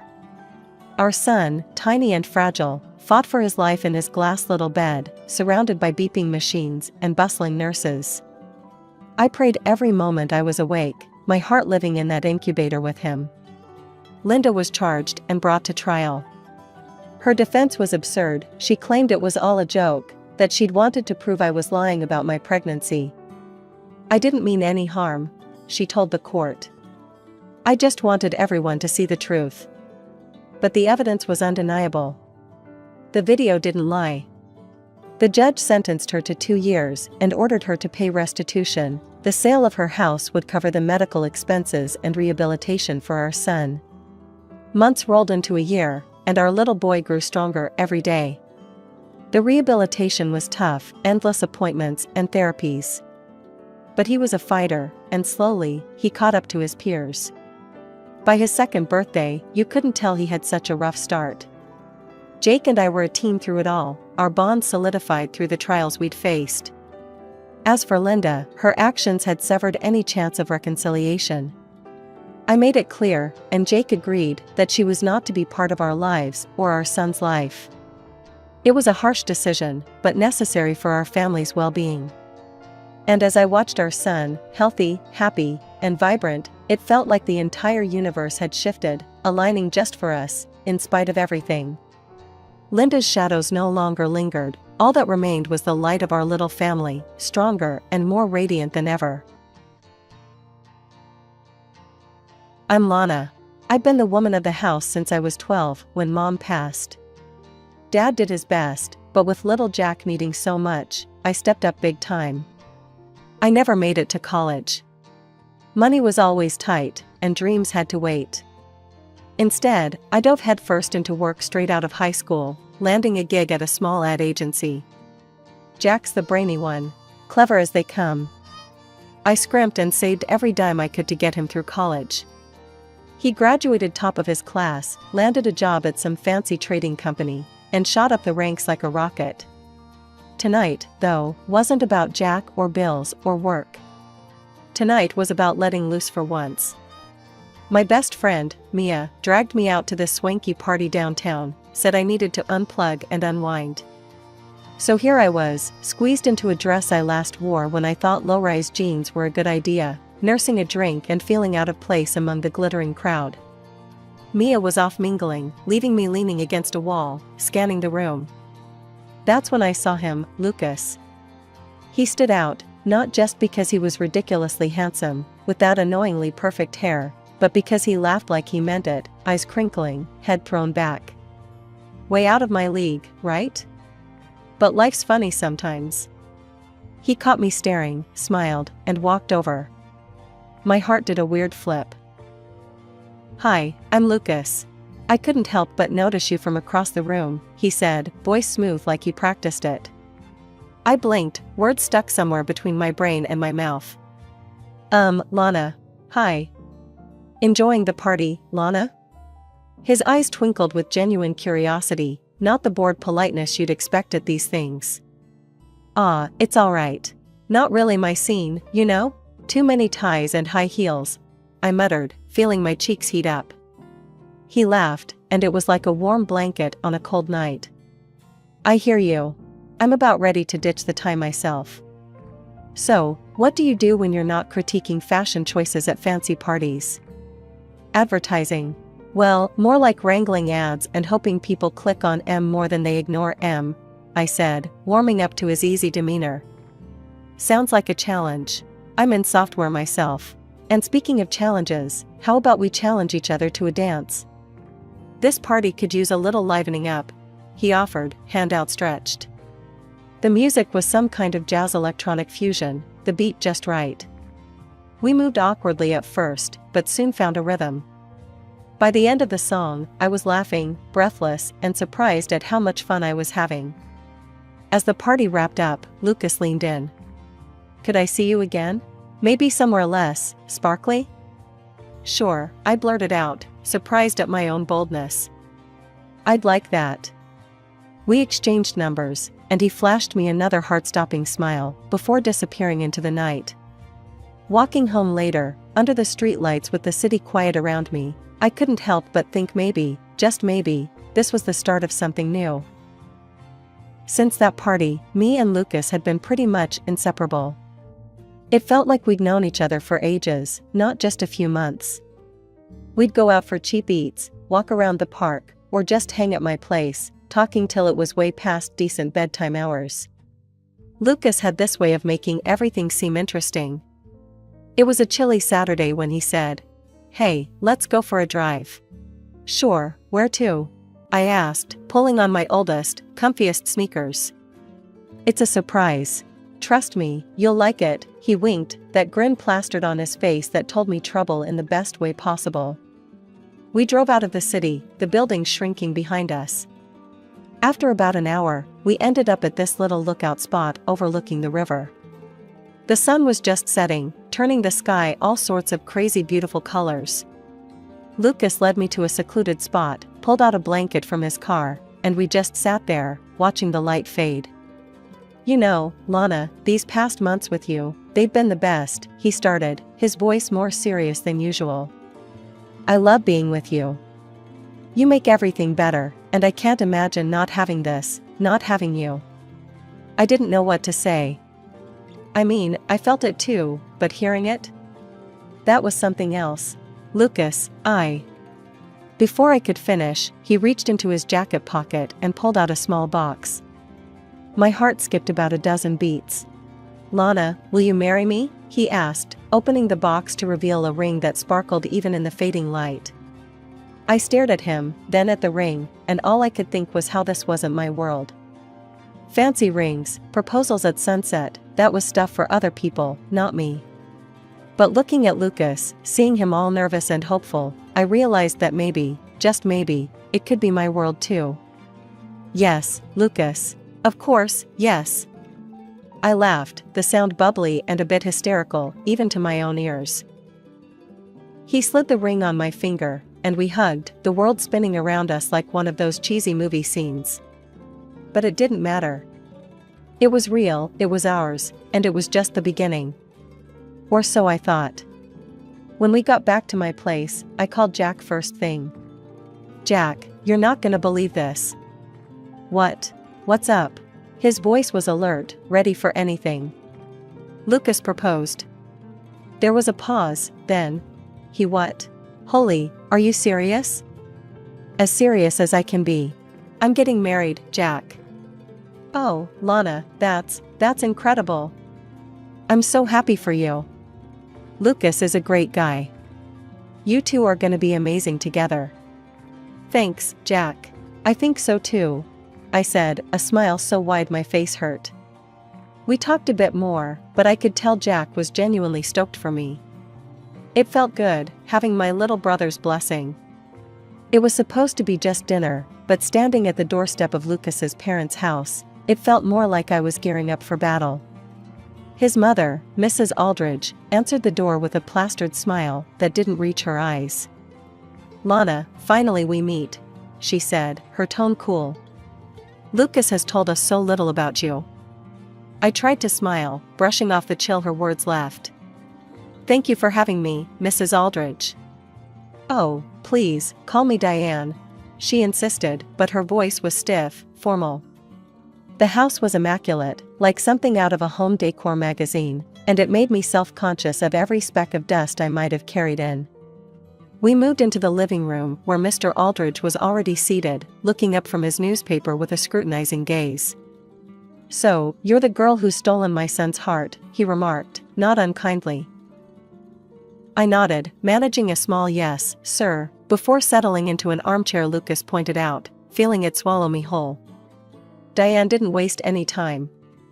As soon as we were seated, she began her interrogation, her questions sharp and her curiosity seeming more like an investigation.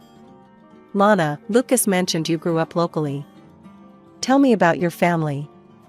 I cleared my throat, feeling Lucas's tense gaze on me. Well, it's just been me, my dad, and my younger brother for a long time. My mom passed away when I was young. Diane's eyebrows rose slightly, and she exchanged a quick, unreadable look with her husband. I see. And without a mother, how did you manage the finer aspects of becoming a lady? Her question stung, its implication clear, but I kept my composure. My dad did his best, and I learned to handle things myself. It made me independent, strong. Diane murmured, glancing up as if assessing this information. She then continued, and your education? Lucas mentioned you didn't go to college? I nodded, feeling the old familiar pang of inadequacy. Yes, I went straight into work after high school. I built a career in advertising from the ground up. Diane's smile thinned. Fascinating. And here I thought Lucas would marry a woman of educational standing. Her tone was polite, but the underlying criticism was palpable. Diane turned to call for a servant. "A glass of water, please." She turned back to me, popping a pill into her mouth as soon as the water was handed to her. I sometimes need a little something to help me digest, surprises. The dinner progressed painfully. Each course served was like another round in an unspoken contest I didn't sign up for. Lucas tried to change the topic to lighter subjects, but his attempts fell flat as his father suddenly dropped a bombshell. "Tell me, Lana," Mr. Aldridge said, his voice carrying across the table. "Is there perhaps another reason for this rushed engagement? You aren't expecting, are you?" My face heated up at the blunt question. "No, sir," I replied, my voice a mix of shock and indignation. "It's not like that at all." As dinner wrapped up, I felt defeated, the weight of their judgments pressing down on me. I looked to Lucas for support, but he was preoccupied, his attention more on his phone than the conversation. It hurt, seeing him so detached when I needed him most. The months leading up to the wedding were a blur of appointments, decisions, and constant second-guessing, mostly thanks to Diane. She had a knack for making the simplest choices feel like life or death decisions. Jack was my rock through all of it, always ready to lend an ear or a hand. Jack and I were in the middle of discussing table settings one afternoon when I got a call from her. I put her on speaker so Jack could listen in, a grimace forming on my face as I braced for the onslaught. "Lana, are you sure you want to go with these colors? I mean, they're a bit, well, plain, don't you think?" Diane's voice would always drip with a blend of disdain and false concern. "Diane, we thought these colors were neutral, elegant." I tried to defend our choice, but my voice wavered under her scrutinizing tone. "Darling, neutral is just another word for boring. Remember, this wedding isn't just about you, it's about our family too. We have a reputation to uphold," Diane responded sharply. Jack rolled his eyes, mouthing, "Here we go again," as he listened.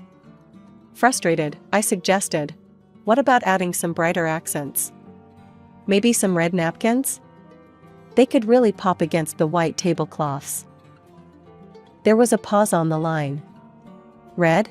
Are you serious? That's the epitome of tacky, Lana. Red is so garish. It's completely out of the question." Diane shot down the idea instantly. Yet, just a week later, at a meeting with the venue's event coordinator, Diane did a complete 180. "You know what would really stand out? Red napkins, and oh, let's not forget red flower vases for each table," she exclaimed with a flourish, as if it were her idea all along. I sat there, stunned, exchanging a bewildered look with the coordinator who seemed just as confused. Jack, who had tagged along, snickered under his breath. "She's unbelievable. Did you not say last week that red was tacky?" I couldn't help but confront her as politely as I could manage. Diane waved a dismissive hand. "Oh, I meant it's tacky if not done properly. But I trust this lovely lady to handle it with class," she cooed at the coordinator, completely ignoring my input. Later, I vented to Lucas about his mother's contradictory and controlling behavior. "She's driving me insane, Lucas. It's like she's doing this on purpose. Last week, red was tacky, and now it's her brilliant idea?" Lucas sighed, rubbing the back of his neck. "Lana, that's just how they are. They're set in their ways. We can't change them. You know how my mom likes to take charge. Maybe it's easier if we just let her have this one." I was flabbergasted. "Easier for who, Lucas? This is our wedding, not just a party she's throwing." He didn't have an answer for that, just a shrug and a helpless look that said he was as caught in the middle as I felt. The morning of my wedding, the air buzzed with a mixture of excitement and nerves. I stood in front of the mirror, adjusting the delicate lace of my dress, the fabric falling perfectly just how I'd always imagined. My dad knocked gently on the door, poking his head in. "Ready, Lana?" he asked, his eyes misty. I took a deep breath, smoothing down my dress one last time. as I'll ever be, Dad." He offered his arm, and I took it, feeling the weight of the moment settle over me. We walked together, the sound of our steps mingling with the soft music that filled the air. As we emerged, the sight of friends and family all turned to watch us approach filled me with a warmth I hadn't expected. My dad squeezed my hand as we walked, his presence a calming force. Approaching the altar, my heart skipped a beat, but not just from seeing Lucas waiting there. His mother, Diane, was dressed entirely in black, her outfit more suited to a funeral than a wedding, complete with a large hat covered by a black veil. It was a shock, a stark contrast to the sea of cheerful colors around her.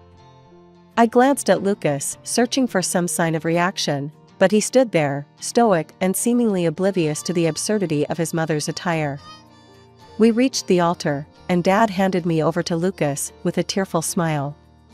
I hugged him tightly, whispering a thank you that caught in my throat as emotions threatened to spill over. The ceremony proceeded, and it came time for the speeches. I took a deep breath, turning to address the gathering, my hands shaking slightly as I held my notes. "I want to start by thanking my dad," I began, my voice strong, despite the shaking. "Dad, you raised Jack and me on your own, sacrificing so much to give us a life full of love and laughter. You taught us the value of hard work and the importance of sticking together." A murmur of agreement rippled through the crowd, and I saw Dad wiping away tears, his chest swelling with pride. "I also want to thank Lucas's parents, Diane and Michael, for raising such a wonderful man," I continued, turning towards them with a respectful nod. "Lucas is kind, intelligent, and caring, qualities that are a direct reflection of both of you." As I spoke these words, Diane's sobbing became louder, her cries theatrical as she lamented, "Today is a day of mourning. I have lost my son to this unworthy woman." The crowd shifted uncomfortably, the tension thick in the air. Lucas, face flushing red, stepped up to speak next, his mother's sobs still echoing around us. "I want to thank my parents for everything," Lucas began, his voice steady but his eyes avoiding mine. "For your love, your guidance, and your unwavering support." As he continued, I felt a pang of hurt. He didn't mention my dad, not even a nod to his efforts or the bond we shared. Leaning closer, I whispered to Lucas, "You might want to thank my father too.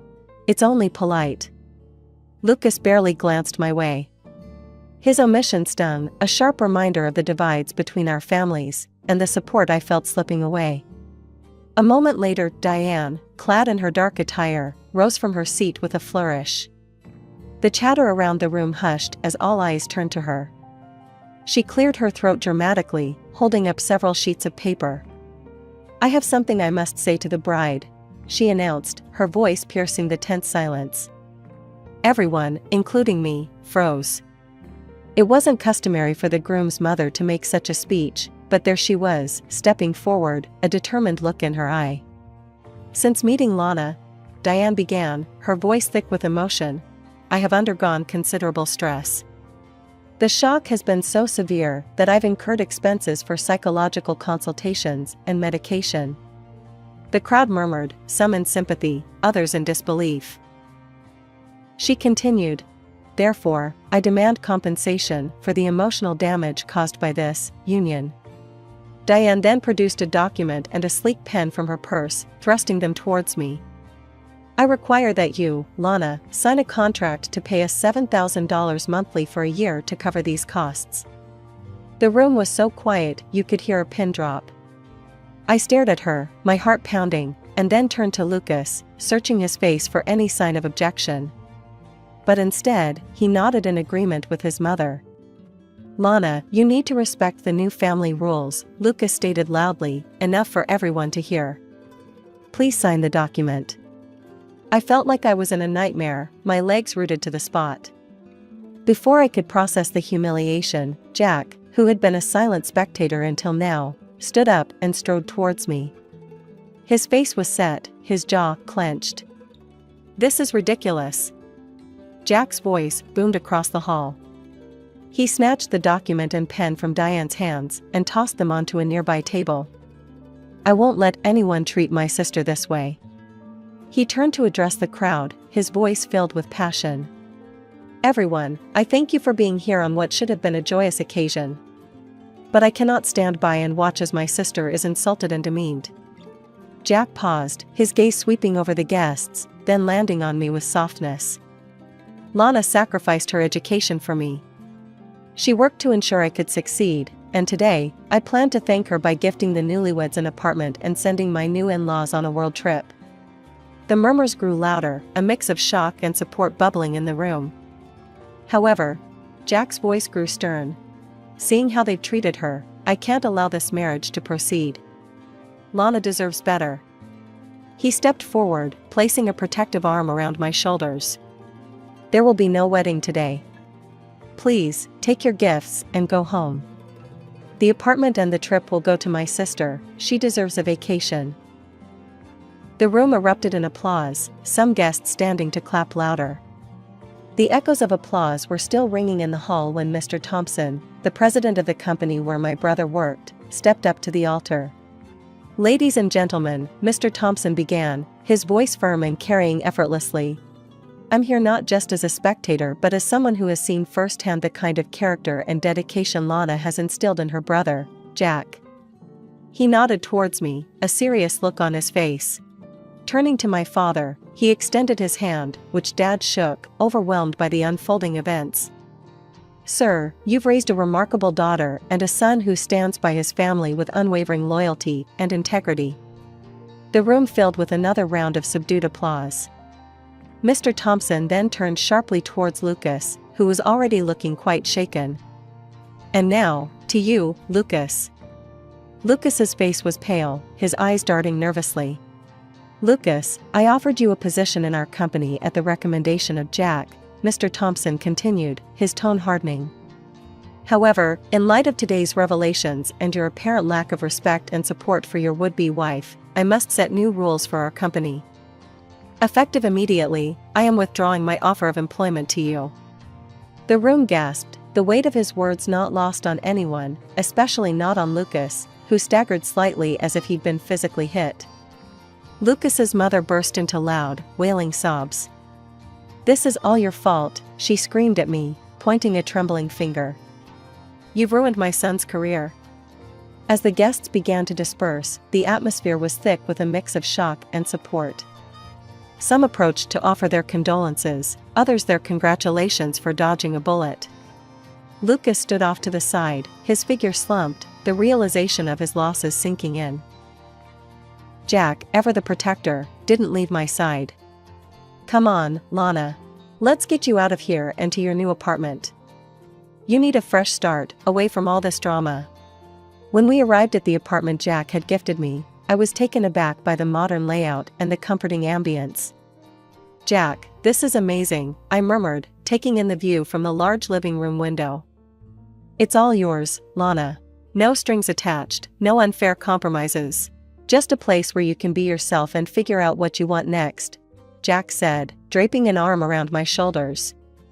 3 months had whisked by since the day that should have tied me down, but instead set me free. Here I was, miles away from home, on a journey around the world with Dad and Jack, the very trip Jack intended for those who never deserved it. As our plane cut through the clouds toward our next destination, I couldn't help but feel the vast distance from everything that had tried to confine me. Jack nudged me as I stared out the window. Thinking about how high we are, or just daydreaming about pastries from that Parisian cafe? I laughed, shaking my head. Honestly, just enjoying the distance from all the drama. The conversation drifted to lighter topics, laughter filling the spaces between us. But amidst the casual banter, my thoughts sometimes drifted back to Lucas and his mother. Word had it that Lucas turned into a pariah in the business world, doors slamming shut as his reputation tanked, thanks to his own actions and his mother's antics. And Diane, once a social butterfly, found herself shunned, her schemes and demands at the wedding reaching legendary status among her circles. It was a fitting end to their saga, one might think, but I seldom let my mind linger there. Instead, I focused on the journey. It was on a sandy beach in Thailand, watching the sunset paint the sky with strokes of orange and pink, when I met Alan. He was there with his little daughter, Mia, building a sandcastle near where Dad, Jack, and I were lounging. Mia came bounding over to us with a shell in her hand, offering it to me with a shy smile. "This is pretty, thank you. What's your name?" I asked her. "I'm Mia. That's my daddy." She pointed to Alan, who was now walking towards us, a friendly grin on his face. "Hope she's not bothering you," Alan said as he reached us, his voice warm. "Not at all," I replied, handing Mia back her shell. We were just admiring her shell collection. Alan sat down with us, and we started chatting. He was from Australia, a widower taking some time to travel the world with his daughter. As days turned into weeks, our paths crossed often, between guided tours and hotel stays. Alan and I found ourselves sharing stories over coffee while Mia and Jack concocted sandcastles and adventures. It was easy, comfortable, and something about him felt like home. One evening, as we watched the sunset, Alan turned to me. "Lana, I know this trip is a reset for you, but when we get back, would you want to maybe see where this could go?" I looked at him, at the honest hope in his eyes, and felt a surge of warmth. "I'd like that, Alan. Let's see where it goes." As the trip neared its end, my heart was full. Not just from the adventures and the break from my past life, but from the possibility of a new beginning. With each country we left behind, I felt less of the old ties that bound me and more of the new connections that beckoned. My name's Anna. I work as an economist for a big firm in the city. Numbers have always been my thing, but personal equations? Those I figured out the hard way. Life was on a predictable track until Mom got sick. It was just her and me after Dad passed away when I was a teenager. She was more than just a mom, she was my rock. When she got diagnosed with a condition that needed full-time care, I did the only thing that made sense. I sold her cozy house and moved her into a top-notch nursing home. The kind of place with gardens, 24-hour care, and even a piano in the lounge where she used to play her favorite tunes. It cost a fortune, but seeing her smile, playing those keys like she was young again, made every penny worth it. I remember one evening, after a long day of crunching numbers and balancing budgets, my boss, Lucy, dragged me to this party. Lucy's the head honcho at our firm, and despite her tough exterior, she's been my pillar through thick and thin. "Come on, Anna, you need to let your hair down every once in a while," she had said, her arm slung over my shoulder as we walked into the loud, crowded room. I was fumbling with my purse when I bumped into him, Ethan. He was all charm, from his crooked smile to his sparkly eyes. "Sorry, didn't see you there," he chuckled, handing me back my purse, which had landed at his feet. "It's all right, happens to the best of us," I replied, trying not to get lost in his deep blue eyes. As the evening rolled on, it turned out Ethan was the friend of a friend, and we got talking about everything from work to our favorite old movies. Turns out we both had a soft spot for old school jazz and spaghetti westerns. Lucy and I both took a liking to him, but it was clear Ethan had eyes only for me. Lucy noticed, but she was cool about it. After he asked me out, she pulled me aside, her drink in hand. "He's cute, but if he messes with you, I'll kick his ass," she half-joked in her usual no-nonsense manner. Ethan and I started dating soon after. It was all dinners, long walks, and nights spent talking about everything under the stars. He was different, kind, attentive, and he made me laugh. God, did I laugh during those first few months. Lucy stayed my rock, supporting me through my mom's worsening health, and my whirlwind romance with Ethan. When Ethan proposed, it was Lucy who helped me pick the dress, set up the venue, and even calmed my nerves right before I walked down the aisle. Married life kicked off like a dream. We'd wake up late on weekends, brew strong coffee, and talk about our future. And like any newlywed couple, we had our hearts set on finding the perfect nest, our own little corner in this big, bustling city. We spent countless Sundays driving around, peering at for sale signs, and dragging ourselves through endless open houses. The thrill of the hunt was real, but so was the sticker shock. I still remember Ethan's face the first time we looked at a house within our budget. $300,000 for this? Are they out of their minds? He blurted out as we toured a particularly cramped two-bedroom that looked more like a rundown shack than a cozy love nest. Maybe we're rushing into this. We could save up a bit more, give it another year or two. His words made sense, and honestly, the pressure to find a house right away was eating at me too. Yeah, maybe you're right. No need to rush. We've got plenty of time, I agreed, squeezing his hand. So, we put the house hunt on pause.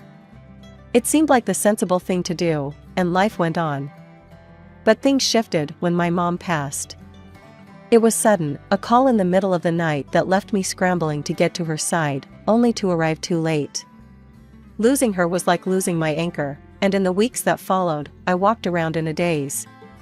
Ethan was there, though, holding me at night while I cried, making sure I ate something, even if it was just toast.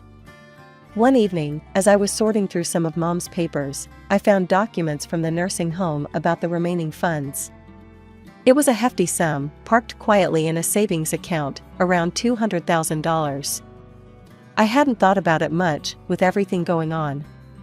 Ethan was in the kitchen when I told him. His reaction was, off. Wow, that's a lot of money, babe. You know, that could buy us a house outright. No more mortgage worries, he said, a little too quickly, his eyes not quite meeting mine. I remember frowning, feeling a twinge in my gut. Yeah, maybe, I muttered, folding up the paper. But let's think about it, okay? It's all pretty fresh. Sure, he replied, but there was a note in his voice that I couldn't place. Something that made me watch him a little more closely as he turned back to chopping vegetables, his knife tapping rhythmically against the cutting board. After what felt like an eternity of house hunting and countless discussions, Ethan and I finally bought our dream home. We settled on a charming little place not too far from the city center, but still with enough backyard space for maybe a dog or two down the line. We did it, babe, I said to Ethan as we stood in our new living room, boxes stacked around us waiting to be unpacked. Yeah, we did, he smiled, wrapping his arms around me. This is all ours. The house quickly turned into a project of love. We painted, decorated, and turned it into a home. Our weekends were filled with trips to furniture stores and discussions over coffee about which curtains matched the living room decor better. It was exhausting, but thrilling. A couple of months into our new homeowner bliss, Ethan suggested we visit his mom for dinner. It's been a while, and she keeps asking about the house, he said one morning, looking up from his phone. I had only met his mom a few times. She lived on the outskirts of a small village, surrounded by forests and fields. Her house, much like her lifestyle, was quaint but cluttered with jars of herbs and tinctures. She was a firm believer in natural remedies and often boasted about curing a cold with nothing but a special tea or a concoction of her own making. When we arrived, the aroma of something herbal wafted through the air. Ethan's mom, Martha, greeted us warmly but looked a bit pale. Oh, I'd just been feeling under the weather, she explained as she led us into the kitchen where dinner was laid out. Have you seen a doctor? I asked, concerned, as we settled around the table. Martha scoffed, shaking her head vigorously. No, I don't trust those doctors. I've got my own remedies. She gestured towards the countless jars lining the shelves. During dinner, Martha's cough seemed to worsen, and she casually mentioned, You know, Anna, maybe you could stay for a few days, help me out around here with some things? I was caught off guard. Oh, Martha, I wish I could, but work is slammed right now. We just took on a big project, and I can't really take any time off, I explained, trying to keep my tone gentle. Maybe you should do what my mom did? Martha's eyes narrowed a bit. I remember you put your mother in a nursing home, she said abruptly. Maybe that's what you think I need too. I felt a stab of pain at the mention of my mom. It was the best option for her, Martha. She needed professional care that I couldn't provide at home. Martha shook her head, dismissing my explanation. I would never let strangers take care of me. I'll stick to my herbs and tinctures, she declared, gesturing defiantly at her collection. The rest of the dinner passed in uncomfortable silence. Ethan didn't say much, and I felt the tension thickening. As we drove home, I tried to break the ice. Ethan, I didn't mean to upset your mom. It's just... He cut me off, his voice cold. Maybe you could have been a bit more understanding, Anna. She's old school, you know how she is. When Ethan and I walked through the door of our home that night, the silence was deafening. The drive had been icy cold, the kind of silence that weighs down every word before it can be spoken. We both knew something had shifted, and not for the better. As I hung up my coat, Ethan finally broke the silence. Anna, do you even love me? His voice was a mix of frustration and disbelief. I turned, startled by his question. What? Of course, I do. Why would you even ask that? He paced a bit before stopping in front of me, his eyes searching mine. Because you wouldn't stay to help my mom. If you loved me, you'd care about my family too. I was taken aback. Ethan, I do care. I've always supported your relationship with your mom. But I can't just drop everything, Anne. And what? Live there? He snapped. That's exactly what I'm talking about. You're not willing to make sacrifices. His words hung in the air, and I could feel the tension spike. Then, he added something that rocked me to my core. Maybe I was wrong about us. If you can't support me with this, maybe we shouldn't be together. I was speechless, my mind racing. This was not the man I married. The man I loved was understanding, compassionate. Not the stranger making ultimatums. With nowhere else to turn, I called Lucy. Her phone rang a couple of times before she picked up. Hey, Anna, everything okay? I poured out everything, from the dinner with Martha to Ethan's harsh words and the looming threat of divorce. Lucy listened quietly, only interjecting to clarify a point or two. After I finished, she was silent for a moment. Then, that's rough, Anna. But you know what? You did what you could. You can't just upend your life because Ethan or his mom expects you to. And threatening divorce? That's manipulative, Anna. You see that, right? Talk to him when things have cooled off. The next few weeks were tough. Ethan became more withdrawn, barely helping around the house, always buried in his phone or out for long walks alone. Whenever his mom called, he'd put her on speakerphone, ensuring I heard every complaint about her health and how she was sure she'd die without our help. Each call ended with a significant look in my direction, a silent accusation. Anna, please, think about it. I'm not getting any better. Martha would plead, her voice loud and clear from the speaker. Ethan would glance over at me, his eyes hard. You hear that, Anna? She needs us. But I couldn't bring myself to give in, not like this, not with guilt as the driving force. I knew I had to stand my ground, but with each passing day, the gap between Ethan and me widened, filled with unsaid words and unresolved tensions. 2 weeks later, Lucy and I were at our favorite cafe, a little spot we'd often escape to during work breaks. The noise of the city faded as we sipped our coffee and delved into our worlds, hers, the office, mine, increasingly tangled and dark. So, what's up? Lucy asked, her eyebrows knitting together as she noticed my distracted look. I stirred my coffee, the sugar dissolving like the last bits of my patience. It's Ethan and his mom. Things are getting weird, Lucy. More than just the usual family drama. Lucy leaned in, her interest piqued.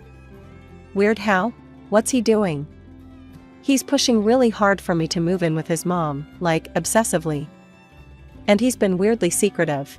Something's off, I said, feeling the weight of my words. Lucy's face hardened. You think he's up to something? Anna, you might want to check this out properly. Maybe hire a private detective? See what he's really up to.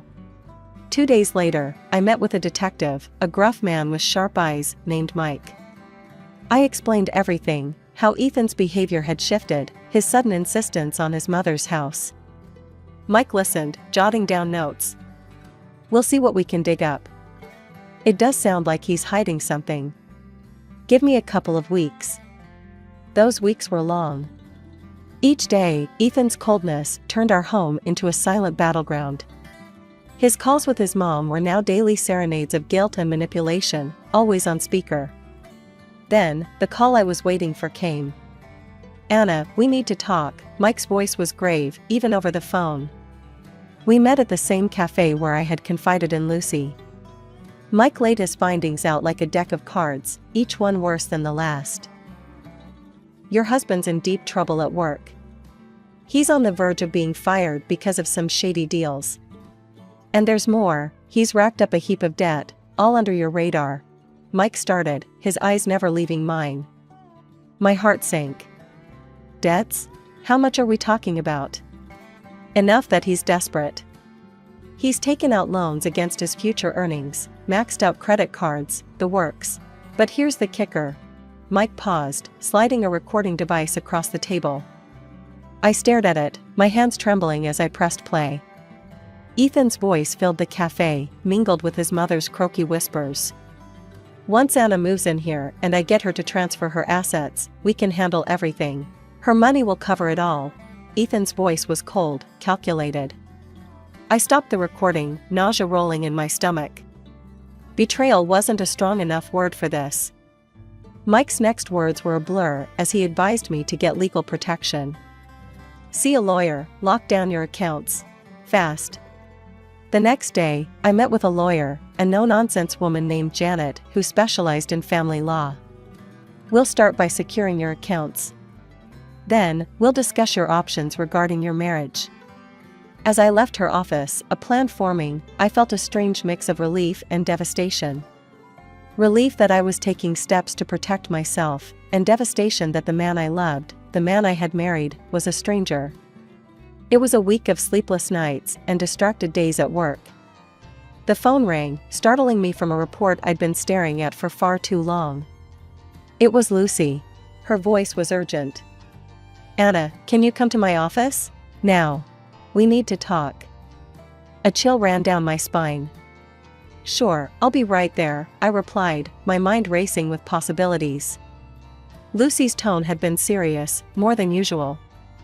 I made my way to her office, my stomach tightening with every step.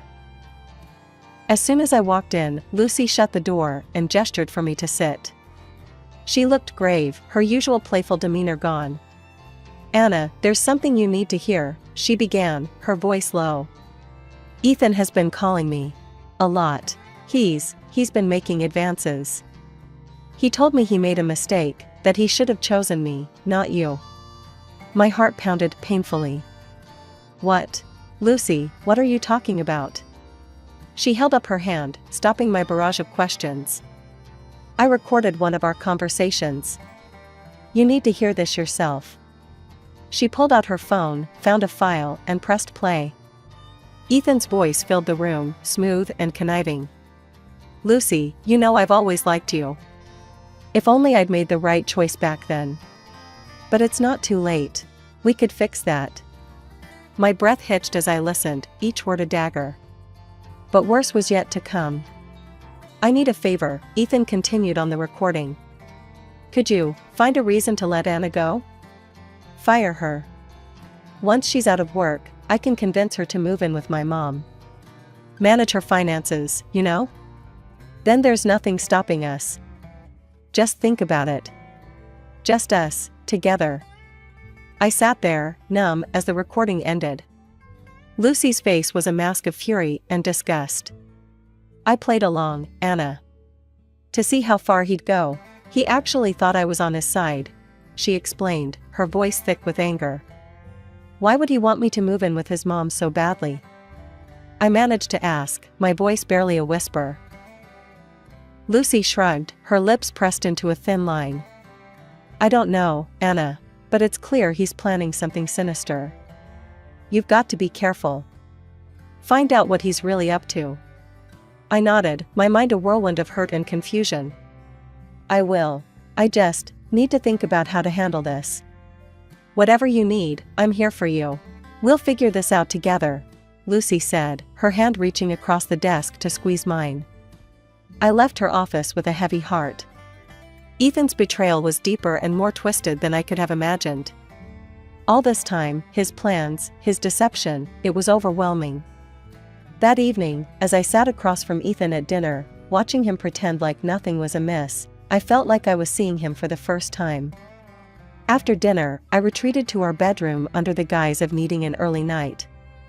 Instead, I lay there, staring at the ceiling, plotting my next move.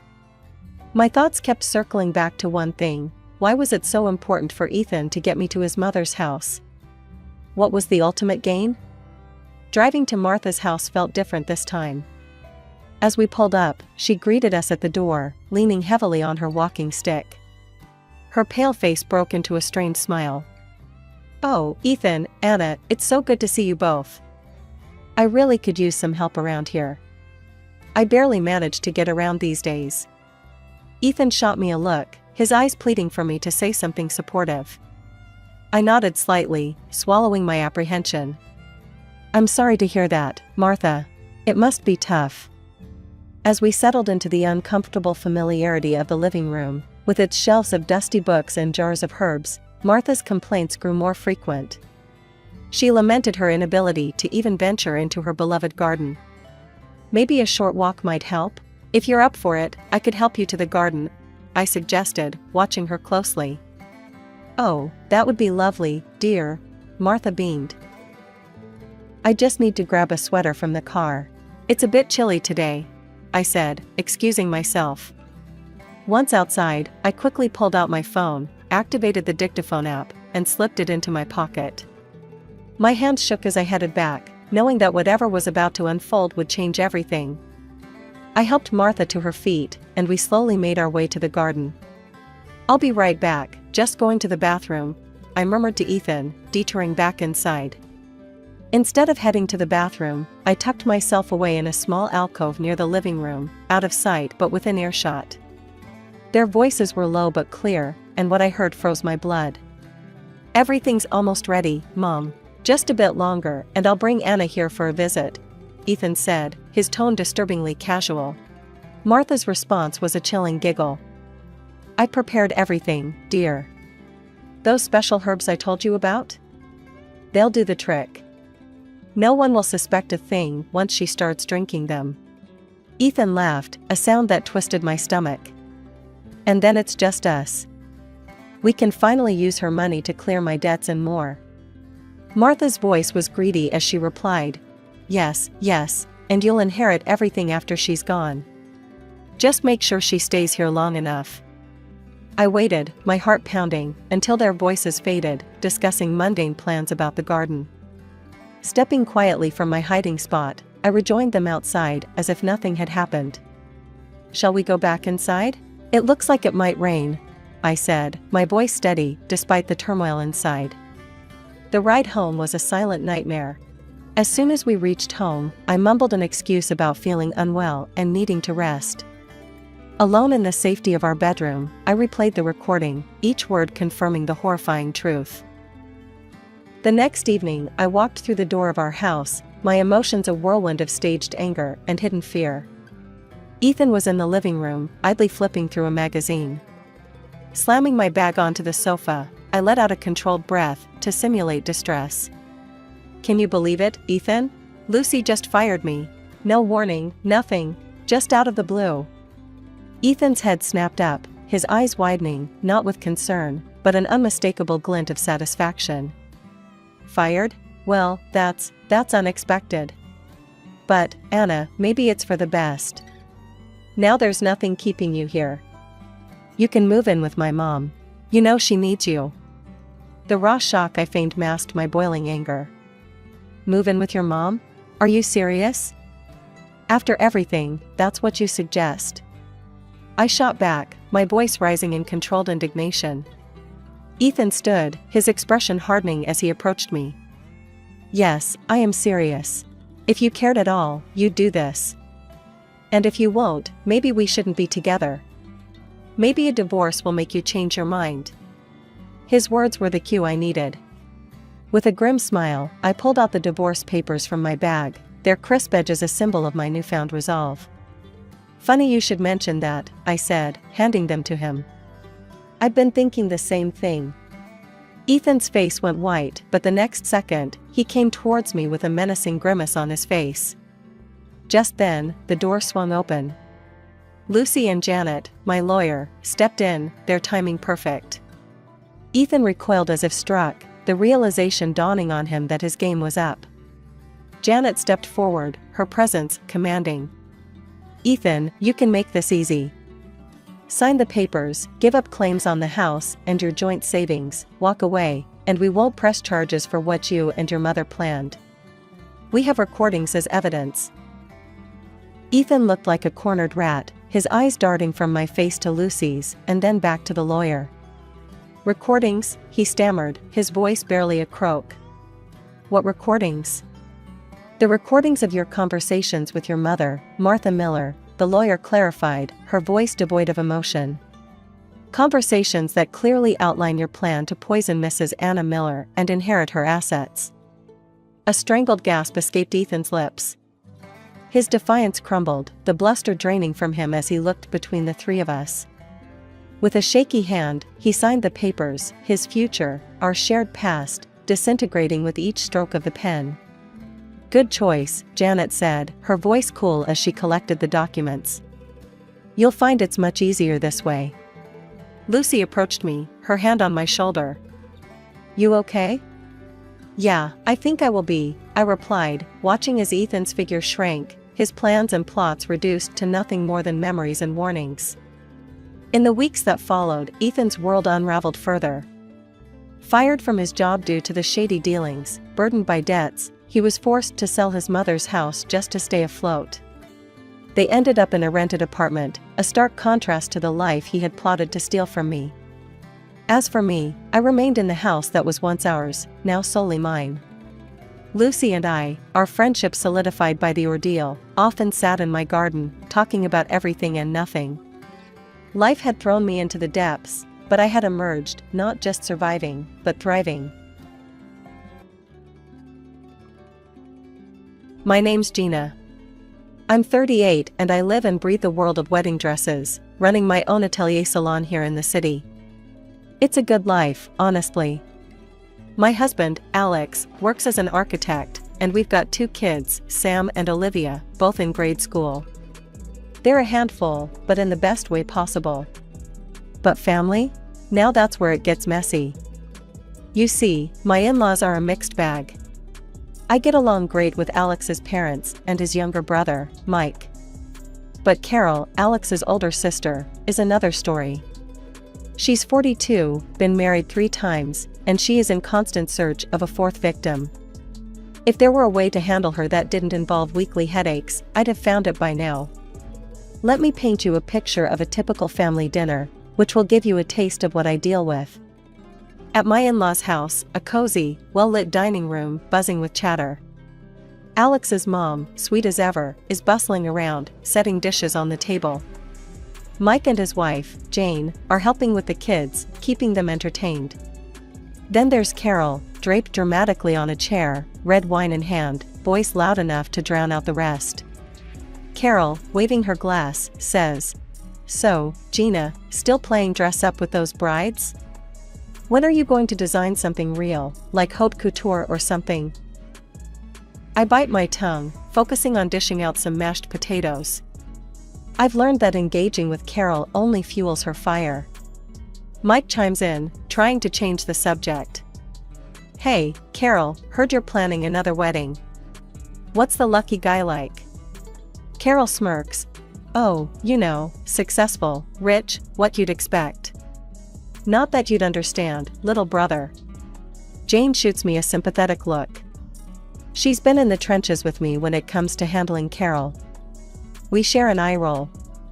The dinner progresses with the usual banter, some of it good-natured, some of it barbed, especially from Carol. She's got a knack for steering conversations back to her favorite subject, herself. Alex, catching my eye, gives me an encouraging nod. We're a team, after all, and dealing with Carol is just one of those family hurdles we navigate together. The evening wraps up with promises to meet again next month. I hug my mother-in-law goodbye, feeling the solidarity in her tight squeeze. Driving home, Alex reaches over to squeeze my hand. "You okay?" "Yeah," I sigh, watching the city lights blur past. "Just another day in the life, right?" "Right," Alex agrees, a smile in his voice. "But hey, we've got each other, and that's what counts." And he's right.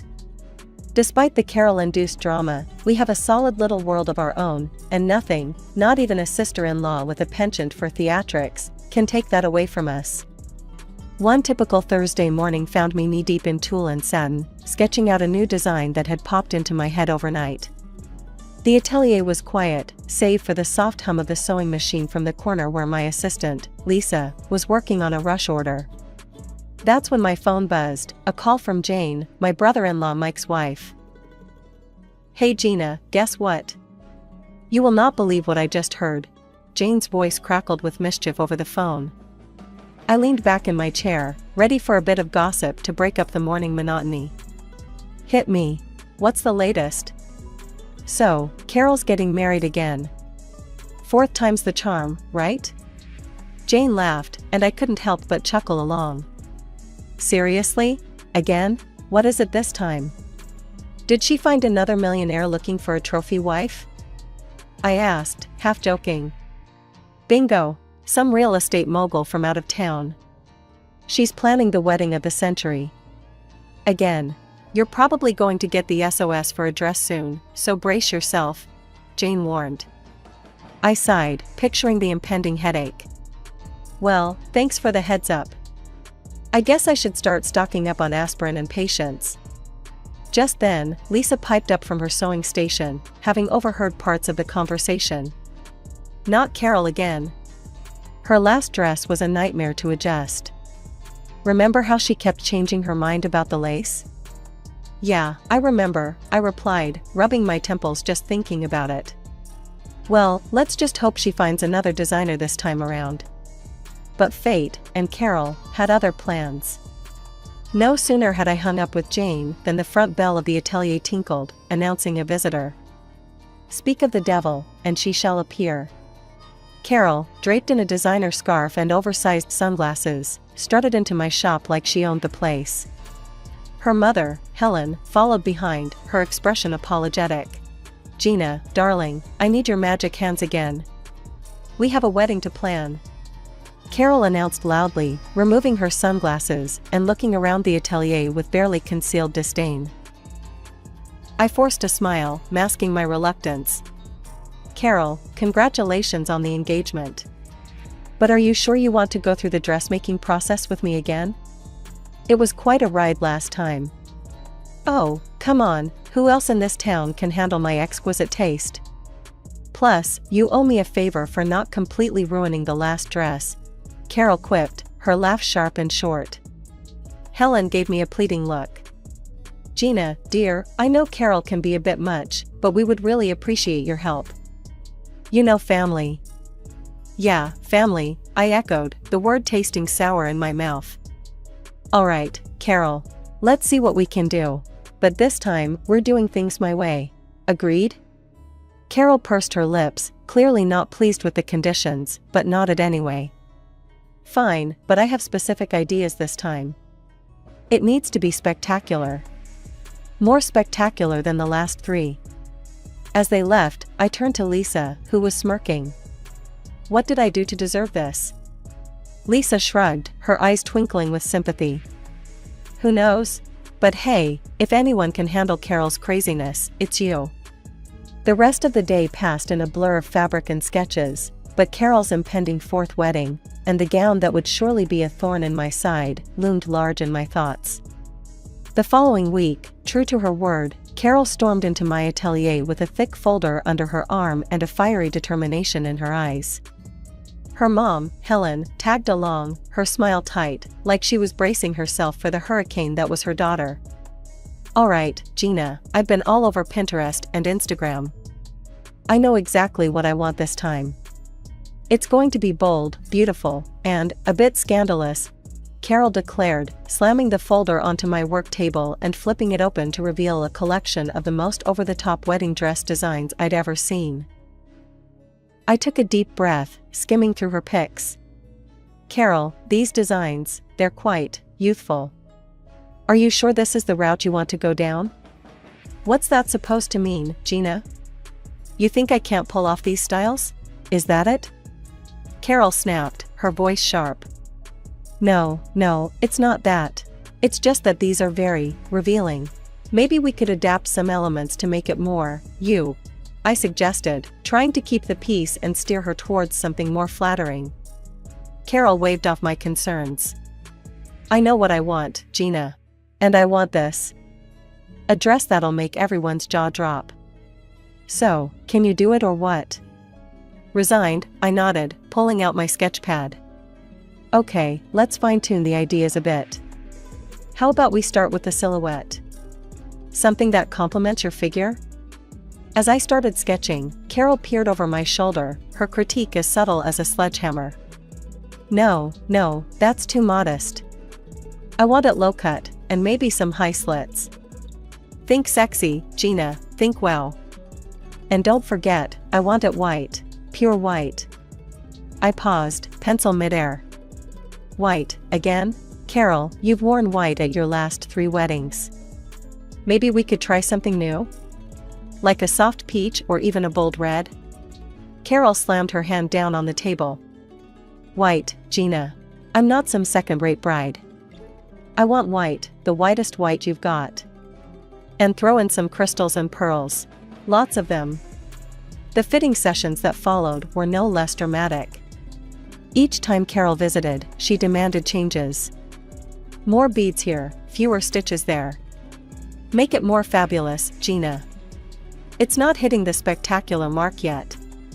And each request was delivered with a please that sounded more like a command.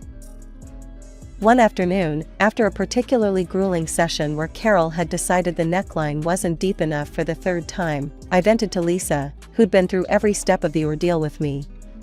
Lisa, if I have to redraw that neckline one more time, I might just turn that dress into a curtain. Lisa chuckled, handing me a cup of tea. Hang in there, boss. It's almost over. And hey, at least it'll be a wedding no one will forget, especially with Carol wearing one of your creations. As I went back to my sketches, adjusting yet another frill, I braced myself for the next fitting. Carol's wedding was fast approaching, and I had a feeling the real drama was yet to unfold. Today was crucial. I had finally completed the cost breakdown for her elaborate wedding dress, and it was time to discuss the numbers. Carol swept into the atelier with her usual flair, trailing a scent of expensive perfume that lingered long after she passed by. Her mother, Helen, followed, wearing an expression that suggested she'd rather be anywhere else. All right, Gina, let's see if you've outdone yourself this time, Carol announced, barely glancing at the sketches and fabric samples laid out for her approval. I took a deep breath and handed her the itemized invoice. Here's the breakdown, Carol. Given the materials and labor, the total comes to $2,500. I've already applied a 30% family discount. Carol's eyes widened as she scanned the document. She slammed it down on the table, causing a spool of thread to roll off and clatter to the floor. Listen, Gina, I'm marrying a top businessman. There will be loads of rich, influential guests at my wedding. Think of this as a prime advertising opportunity for you. You should be paying me for wearing your dress. I stared at her, dumbfounded. Paying you? Carol, I'm already cutting the costs significantly. I can't afford to hand out free dresses, even for family. Helen interjected, trying to smooth things over. Carol, honey, Gina's been more than fair. Let's not. Carol cut her off, her voice rising. No, Mom. This is ridiculous. I'm doing her a favor. She should be grateful. The tension in the room was palpable. I crossed my arms, meeting her glare. Carol, I respect your position, but my business isn't a hobby. I have staff to pay and overheads to meet. I can't give away products for free, exposure or not. Carol's face turned a shade of crimson. Then you can forget it. I'll find someone else who actually values good publicity. As she stormed out, Helen lingered, her eyes apologetic. I'm so sorry, Gina. I'll talk to her. I sighed, feeling a mix of frustration and relief as Helen followed her daughter out. The rest of the day was a blur of minor tasks, my mind replaying the confrontation over and over.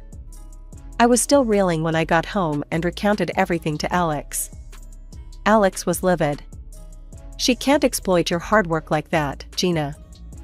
It's not fair to you or your employees." Later that evening, just as Alex and I were about to turn in, my phone rang. It was Helen. Her voice was soft, tinged with weariness. "Gina, I've been thinking about this afternoon. Carol's being unreasonable, but could we still make it work? Maybe as a wedding gift? It would mean a lot." The request caught me off guard. After a moment's hesitation, I found myself agreeing, despite the day's drama. "All right, Helen. I'll do it. The dress will be my gift to Carol."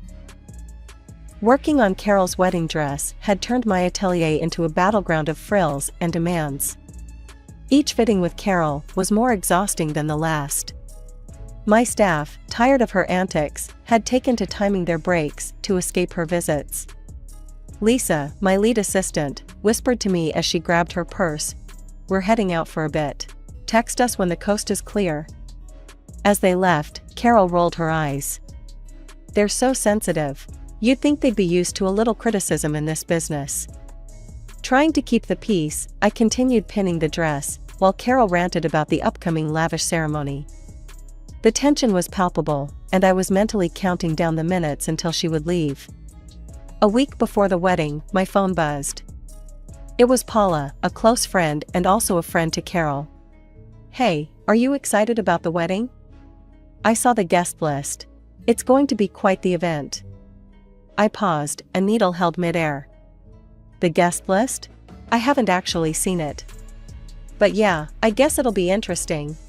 Paula, can you do me a favor and send me the list? Just curious about who's attending." "Sure thing, I'll email it to you now," she replied before hanging up. When the email pinged through, I scrolled through the names, my confusion turning to disbelief. My name was nowhere on it. I wasn't invited. The realization stung more than I expected. Later that evening, I brought it up with Alex. His brow furrowed as he listened. "She didn't invite you? After all the work you put into this?" "Apparently not," I muttered, feeling a mix of anger and humiliation. Together, we called Carol, hoping it was a misunderstanding. But the conversation quickly spiraled. "Carol, we noticed Gina isn't on the guest list. There's been a mistake, right?" Alex asked, his voice tense. Carol's laughter crackled through the speaker. "No mistake. Gina's just the seamstress, why would she be at the wedding? It's for important people." I felt my heart rate pick up, my grip on the phone tightening. "But I'm making your dress. As a gift, Carol." More laughter. "Yeah, thanks for the dress. But let's not pretend you belong at my wedding, Gina. Just stay home." Alex exploded. "How can you be so ungrateful? She's your family." The call ended with Carol hanging up on us, and Alex was livid, pacing the room as he ranted about his sister's cruelty. I sat there, the weight of the entire situation sinking in. The dress I'd poured weeks into, the stress I'd endured, all for a woman who couldn't even respect me enough to acknowledge my presence at her wedding. It was a slap in the face, a betrayal that cut deeper than any harsh words she'd ever said. The final fitting was just a week away, and as Carol strutted into the atelier, you'd think nothing had happened. She was all smiles and demands, acting like she hadn't just snubbed me from the biggest day of her life. As we adjusted the fit, I kept up the charade, acting as though her snub hadn't hurt me.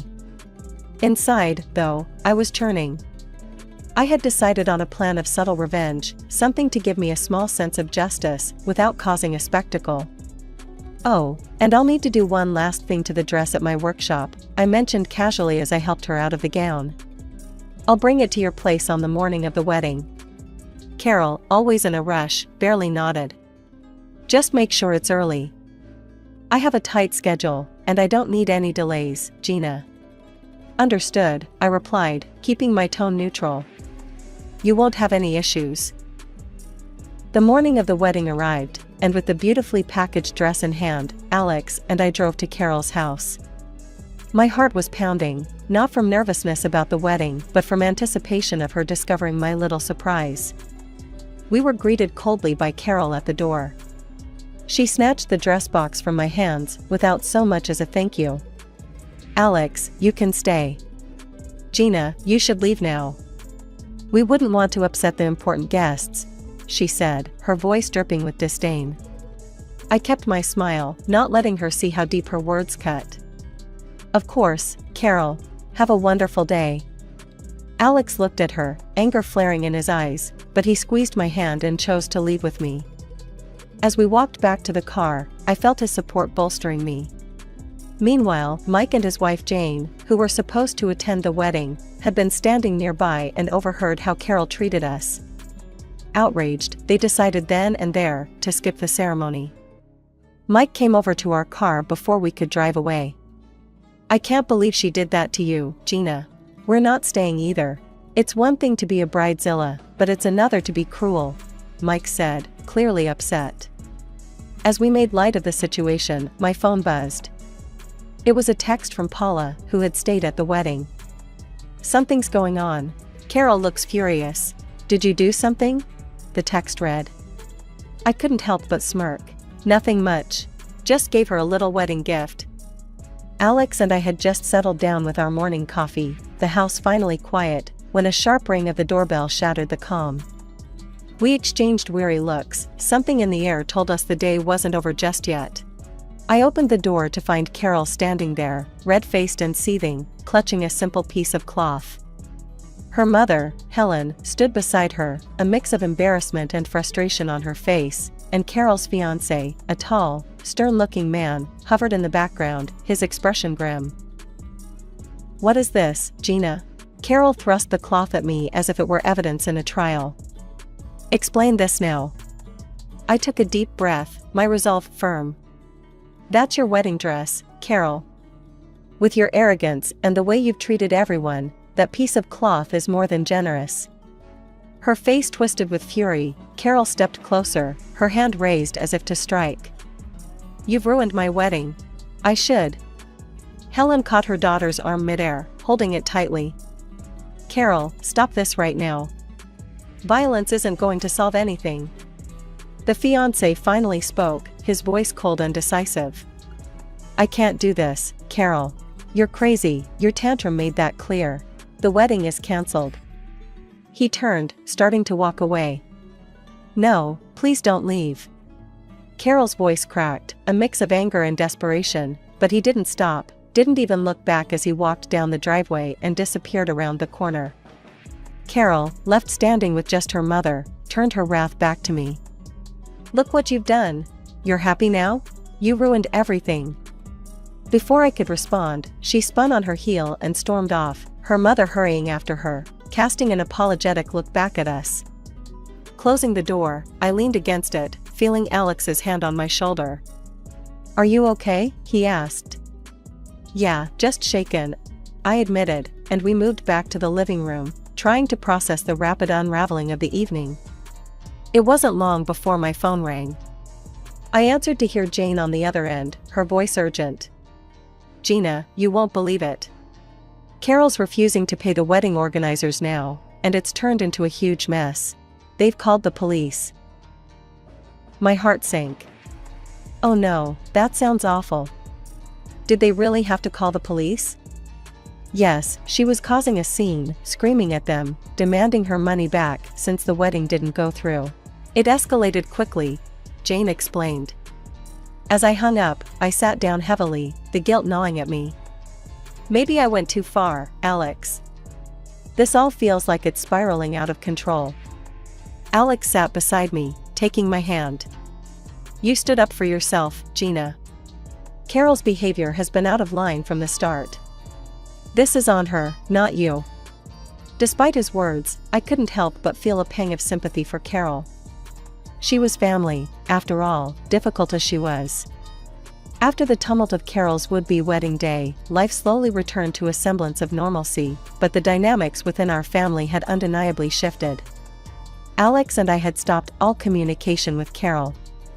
The fallout was more than just a cancelled wedding, it had opened our eyes to deeper, more systemic issues within our family that had been ignored for too long. One quiet Sunday morning, Helen came over for coffee. The atmosphere was tense as she walked in, but her first words broke the ice. I wanted to say, I'm not upset with you, Gina. If anything, I'm to blame for how Carol turned out. I've always given in to her, ever since she was little. It's hard to admit, but I've spoiled her. I poured her a cup of coffee, and we sat at the kitchen table, a light breeze fluttering the curtains. Helen, you can't blame yourself for Carol's choices. She's an adult, and at some point, she has to take responsibility for her actions. Helen sipped her coffee, her eyes sad. You're right, Gina. It's just hard, you know? She's my daughter, and I hate seeing her make these mistakes. I reached over and squeezed her hand. I know, and it's clear how much you love her. But enabling her hasn't helped. Maybe now she'll realize she needs to change. The conversation shifted as Helen updated us on the latest rumors swirling around Carol. Apparently, she had racked up considerable debts, banking on a lavish wedding to a wealthy groom to solidify her financial and social standing. Now, with the groom out of the picture and the wedding cancelled, she was reportedly hiding from creditors. It's a mess, Helen confessed, shaking her head. She's staying low, trying to figure things out. I just don't know what she's planning to do about all the money she owes. Alex, who had been listening quietly, finally spoke up. Mom, it's a tough situation, but maybe facing these consequences will be good for her in the long run. She might learn to stand on her own, stop relying on others to bail her out. Our discussion was deep, filled with a mix of regret and hope. It was clear Helen felt torn between her love for her daughter and her frustration at Carol's actions. Before Helen left, she hugged me tightly. Thank you, Gina, for being honest and for handling everything with so much grace. I'm sorry it came to this. I hugged her back, reassuring her. It's okay, Helen. We're family, and we'll get through this. Maybe not today or tomorrow, but we'll find a way to mend things. After Helen left, Alex and I spent the rest of the day in a reflective silence. The events with Carol had left a mark, reminding us of the complexities of family relationships and the sometimes painful growth that comes from facing hard truths. I'm Sarah, just a regular woman who's seen her share of life's ups and downs. For 24 long years, I've been the backbone of a family that didn't always see or appreciate my worth. My husband, Richard, has a bit of fame as a TV presenter on a channel that's barely hanging on to its viewers. Then there's my daughter, Emily, who at 18 thinks she's got the world figured out, and my son, Mark, who moved out to start his own life at 23. After spending the best years of my life making sure everyone else was taken care of, I decided it was high time to dust off my old dreams. I used to be pretty good with dogs, even trained as a handler once. So, I got a job at the pet shelter down the road. You'd think I'd announced I was running off to join the circus, the way Richard reacted. Working at a shelter, Sarah? Really? Have you lost your mind? Richard scoffed as he flipped through the channels, not even looking at me. It's just part-time, and I like it. It makes me happy, I replied, trying to keep my voice steady against his disdain. Happy? We're not teenagers, Sarah. Grow up. You spending time with those strays is embarrassing. What will people say? His words were sharp, cutting deeper than he probably knew. I wanted to argue, to scream that I had every right to do something for myself, but I bit my tongue.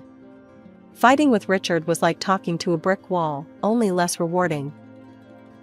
Emily was no better. She walked in, her phone glued to her hand as always, and rolled her eyes when she saw us. Mom, are you still on about that shelter thing? Why can't you do something cool, like start a fashion blog or something? Because dogs are what I love, Em. I thought you'd be happy for me, I said, feeling the sting of her words. It hurt that my own daughter found my passion so unworthy. Dogs? Really, Mom? That's just sad. You need to get with the times. She scoffed, her words dripping with teenage condescension as she flopped down on the couch. I sighed, looking over at Richard for some sort of support, but he was too busy grooming his image in front of the mirror, fussing over a spot on his tie. Richard, do you hear how she talks to me? He barely glanced my way, adjusting his tie. Well, if you acted more like someone her age could respect, maybe she wouldn't talk to you like that. That stung. It really did. The dismissal from both of them was a cold reminder of what my life had become. Ignored and underestimated. But no more. This job at the shelter, it was mine. It was something I loved, something that brought me back to life after years of being whatever they needed. I went to bed that night with a plan. I wasn't going to let them tear me down anymore. I was good with animals, and the shelter needed me. Maybe, just maybe, this was my chance to find myself again after all these years of being lost in the shadows of my family. Richard always had a thing about appearances, his clothes pristine, his hair just so, every aspect of his public persona polished to a sheen. I'd spent the better part of our marriage ensuring his suits were lint-free, the creases sharp enough to cut glass. Image is everything in my line of work, Sarah. You know that, he'd remind me constantly, as if I could forget. Lately, though, something in me had started to slip. I was forgetting things, simple things, like the exact way he liked his coffee or the time of his next broadcast. "You're not getting any younger," he'd joke, but the barb was always there, hidden under his chuckle. This particular evening, tension hung over dinner like a storm cloud. Emily, ever the echo of her father, was busy texting under the table, barely touching her food. I served Richard his coffee, my hands shaky from the day's stress. "Sarah, where's the cardamom? Didn't I ask for it? Can't you do one thing right?" His voice was sharp, each word a needle prick to my already deflating spirit. I thought I added it. "Let me fix that," I muttered, fumbling through the spice cabinet while he tapped his foot impatiently. Watching me, Richard let out a heavy sigh. "It's like you're not even here anymore. You're just so scattered." The bag of cardamom slipped from my fingers, scattering seeds across the tile. "Oh, damn it!" I exclaimed, more to myself than to him. Richard rolled his eyes, and Emily let out a snort of laughter from the table. "Mom's losing it, Dad. Seriously, she can't even handle spices," she jeered, her voice dripping with disdain. "I'm sorry, okay? I'm trying," I said, my voice low, the embarrassment burning my cheeks. Richard's frown deepened. "Trying? No, you're failing, Sarah. This isn't just about cardamom or coffee. You're not yourself. You need to see someone, get checked out. I can't have you falling apart on me." His words stung, the implication clear, I was a problem that needed fixing. Emily's laughter echoed in my ears, a cruel soundtrack to my crumbling self-esteem. I started cleaning up, the seeds a tiny mess among bigger issues. "Maybe I should see a doctor," I whispered, not sure if I was speaking to Richard or trying to convince myself. "Maybe you should," he agreed quickly, a little too quickly, as if the idea pleased him. The rest of dinner passed in a blur. I was there, but not really. Plates clinked, forks scraped, and my mind whirled with fears of dementia and doctors. After dinner, I washed dishes, the warm water running over my hands while my thoughts spiraled dark and deep. Richard and Emily retreated to his office upstairs, their voices a murmur through the ceiling. Alone with the suds and my spiraling thoughts, I couldn't shake the feeling of being fundamentally inadequate. Was I really losing my mind? The thought terrified me. Saturday had a way of sneaking up on you, all lazy sunshine and the promise of a little peace. I was cleaning up the kitchen, wiping down counters and humming some tuneless song when it hit me. I'd forgotten Richard's coffee cup in his office upstairs. My hands were still a bit damp as I reached the top of the stairs, my mind on autopilot, planning what to do next after retrieving the dishes. But as I neared his office door, voices trickled out, seeping under the crack like unwelcome water. I paused, recognizing Richard's voice, then Emily's lighter, laughing tone followed. Curiosity pricked me, urging me closer. "Do you think your mother suspects anything at all?" Richard's voice, usually so commanding on screen, sounded almost giddy. Emily laughed, that high, tinkling sound that grated on my nerves. "Mom? She's too busy scrubbing floors and feeding those mangy dogs. She doesn't see past the end of her nose." Richard's voice dropped to a whisper, but his words were clear as crystal. "Once I bring Miranda here, things will change. We'll be better off. You like Miranda, don't you? Oh, Dad, I love her. She's amazing, smart, beautiful, everything Mom's not. She actually has a career, makes money. It'll be so cool to have her around. Exactly, my thoughts too. And once your mother is out of the way, we can live as we want. Miranda is eager to move in, start fresh with us. My heart pounded, the room spun, a carousel of betrayal and shock. I leaned against the wall, my legs weak, my breath shallow. This wasn't a conversation, it was a conspiracy. My family wasn't just slipping away from me, they were sprinting. I stumbled back downstairs, my mind racing, terror and disbelief jockeying for position. By the time I reached the living room, my legs gave out, and I collapsed onto the sofa, my breaths coming in jagged pulls. I must have looked a sight because when Emily came down later, her brow furrowed slightly, a crack in her usual indifferent armor. Mom, you okay? You look like you've seen a ghost. Her voice, tinged with faux concern, made my stomach churn. I couldn't confront her, not yet. I needed time, a plan. But what? Just tired, honey. Very tired. I managed, my voice a hollow echo of normalcy. Okay, well, if you need something, I guess let me know.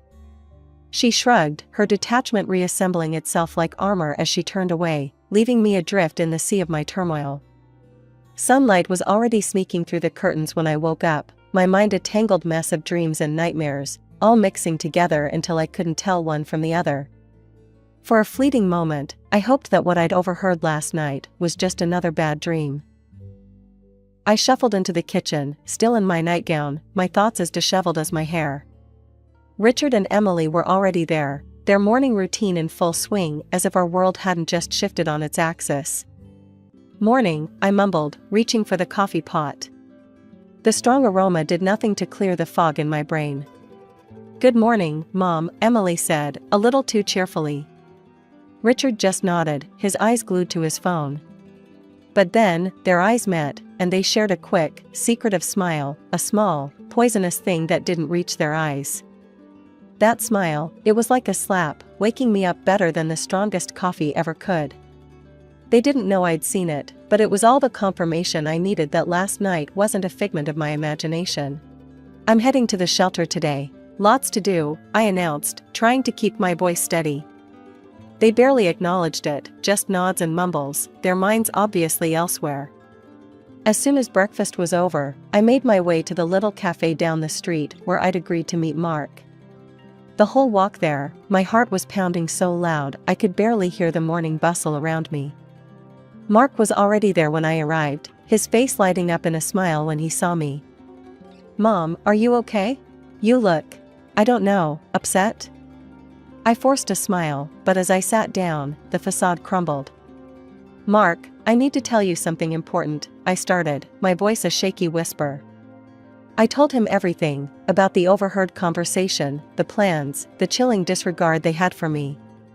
Mark listened, his face hardening with every word. Mom, are you sure you heard right? Maybe it was out of context? I nodded, tears spilling over, despite my best efforts to keep them in check. No, it was clear. They want me gone, Mark. What am I going to do? He reached across the table, taking my hands in his. Okay, let's not panic. We'll sort this out. I'll call Dave's dad, he's a private detective. He can help us get to the bottom of this. True to his word, Mark pulled out his phone and dialed right there, explaining the situation in low, urgent tones. Within minutes, he'd arranged for us to meet the detective. We went to the detective's office, a cramped little space filled with files and the faint smell of old coffee. The detective, a grizzled man with sharp eyes, listened to my story without interrupting. When I finished, he leaned back, steepling his fingers. This is serious, Mrs. Thompson. If what you're saying is true, we need to act quickly, but discreetly. I'll need some time to investigate, look into your husband's finances, his movements, check for any evidence of this woman he's involved with. Back home, I slipped back into my role, the doting wife and mother, my heart heavy, my smile forced. Richard and Emily were none the wiser, caught up in their own secretive world. Every look, every whisper between them felt like a knife twisting deeper, but I bore it silently, waiting for the day I could confront them with the truth, armed with more than just my broken heart. When the call came from the detective, my heart was pounding so hard I could barely hold the phone steady. "Mrs. Thompson, we need to talk. It's urgent," he said, his voice a low rumble of seriousness that sent shivers down my spine. I agreed to meet him immediately, and Mark, sensing the gravity, decided to come along. We met at a nondescript coffee shop, a place where conversations could disappear into the hum of daily grind. The detective looked graver than the last time we'd seen him, his eyes sharp and assessing as we sat down. "Mrs. Thompson, we've uncovered quite a bit," he began, flipping open a small notebook brimming with notes. "Your husband's psychologist, if we can even call her that without spitting, is more than just a therapist. She's his lover, and they've been seeing each other for over a year." The words stung, each one a lash against the already raw edges of my betrayal. Mark's hand found mine under the table, a lifeline in the storm. "They're planning to get married," the detective continued. "And they don't plan on leaving you with much." How could he do this?" I whispered, my voice barely a thread of sound. "That's not even the worst part," the detective said grimly. "They've been drugging you. The lady friend suggested it, to make you appear unstable. They're using a powerful sedative, adding it to your tea. This would explain any memory lapses or confusion you've experienced recently." A cold dread settled over me, a fog so dense it threatened to choke. My own home, my sanctuary had become a trap. "The plan is to have you declared mentally unfit. They've even roped in some crooked doctors who would testify to your instability for a price," he added, his voice a blend of anger and pity. I felt sick, the coffee shop spinning around me. "My daughter, does she know about this?" "Yes, she's involved." His confirmation was a bullet, straight through whatever shred of hope I had left that Emily was still my little girl. We left the meeting with a plan simmering between us. At home, Richard greeted me with a cup of my favorite tea, his smile too sweet, too venomous. I took the cup with a trembling hand, my heart pounding against my chest like it wanted out. "Here, love, I made it just how you like it," Richard said, watching me with eyes I no longer recognized. "Thank you," I murmured, my voice a mask of normalcy over the scream inside. I waited for him to turn back to his newspaper, then I quietly poured the tea into the plant next to my chair, watching the liquid disappear into the soil. For the next several weeks, I played the part of the forgetful wife perfectly. I'd misplace keys, forget names, stumble over words. Richard and Emily watched with poorly veiled triumph, not knowing that with each act, I was silently sealing their fate. Richard's birthday was looming like a storm on the horizon. He had taken it upon himself to organize a lavish party, claiming it was because he couldn't trust me, the woman who couldn't remember the simplest things. "You're staying at home, Sarah," he had said with a patronizing tone that morning. "It's for the best, you know, with your condition." I nodded, a meek, submissive smile plastered on my face, while rage and resolve warred within me. "Of course, Richard. I wouldn't want to ruin your big day." As soon as the door shut behind Richard and Emily, my act dropped. I was on the phone with Mark within seconds. "It's time," I said, my voice a mix of nerves and determination. "I'm on my way, Mom. We'll show them," he replied, his tone as steely as mine felt. Dressed inconspicuously, we drove to the venue. The restaurant was buzzing with Richard's colleagues, friends, and even his well-groomed mistress, all gathered to celebrate. We slipped in unnoticed, taking cover behind a large pillar, just as Richard grabbed the microphone. "Ladies and gentlemen, thank you for joining me on this special day," he began, his voice dripping with faux humility. "Sadly, Sarah couldn't make it tonight. She's not been herself lately," he sighed, the crowd murmuring their sympathy. But, on a brighter note, his smile widened. "I've just been offered my own evening show on a major channel. It's a dream come true." The room erupted in applause, people clinking glasses as Richard basked in the adulation. That was our cue. I felt Mark's hand on my shoulder, squeezing gently. We moved toward the stage, my heart thumping in my chest like a drum. Just as the applause died down, we stepped into the light. Richard's face went from joyous to ashen in seconds, his eyes wide with shock. Mark didn't hesitate, he strode up and smoothly took the microphone from Richard's hand. "If I could have your attention, please," he announced. The room fell silent, all eyes on us. "I have a special gift for my father and his beloved," Mark continued, his voice calm but loud. A projector whirred to life behind us, and images flooded the screen, photos of Richard and his mistress, their intimacy undeniable. Whispers crescendoed into gasps as video clips rolled, their cozy dinners, their sneaky exits from her apartment. Then the audio played, clear and damning, discussions of drugging me, of bribing doctors, all to steal my place in this house, in this family.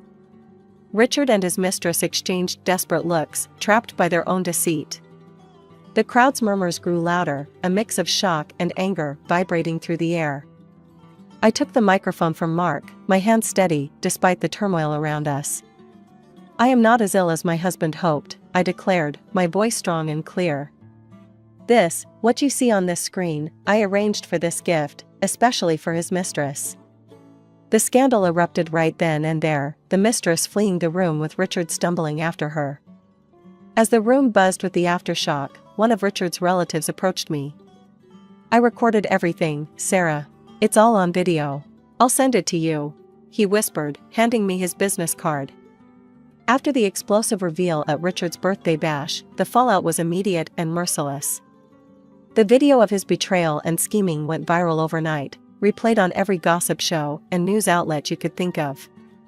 Richard, who had always craved the spotlight, finally got his wish, though not in the way he had hoped. The backlash was swift.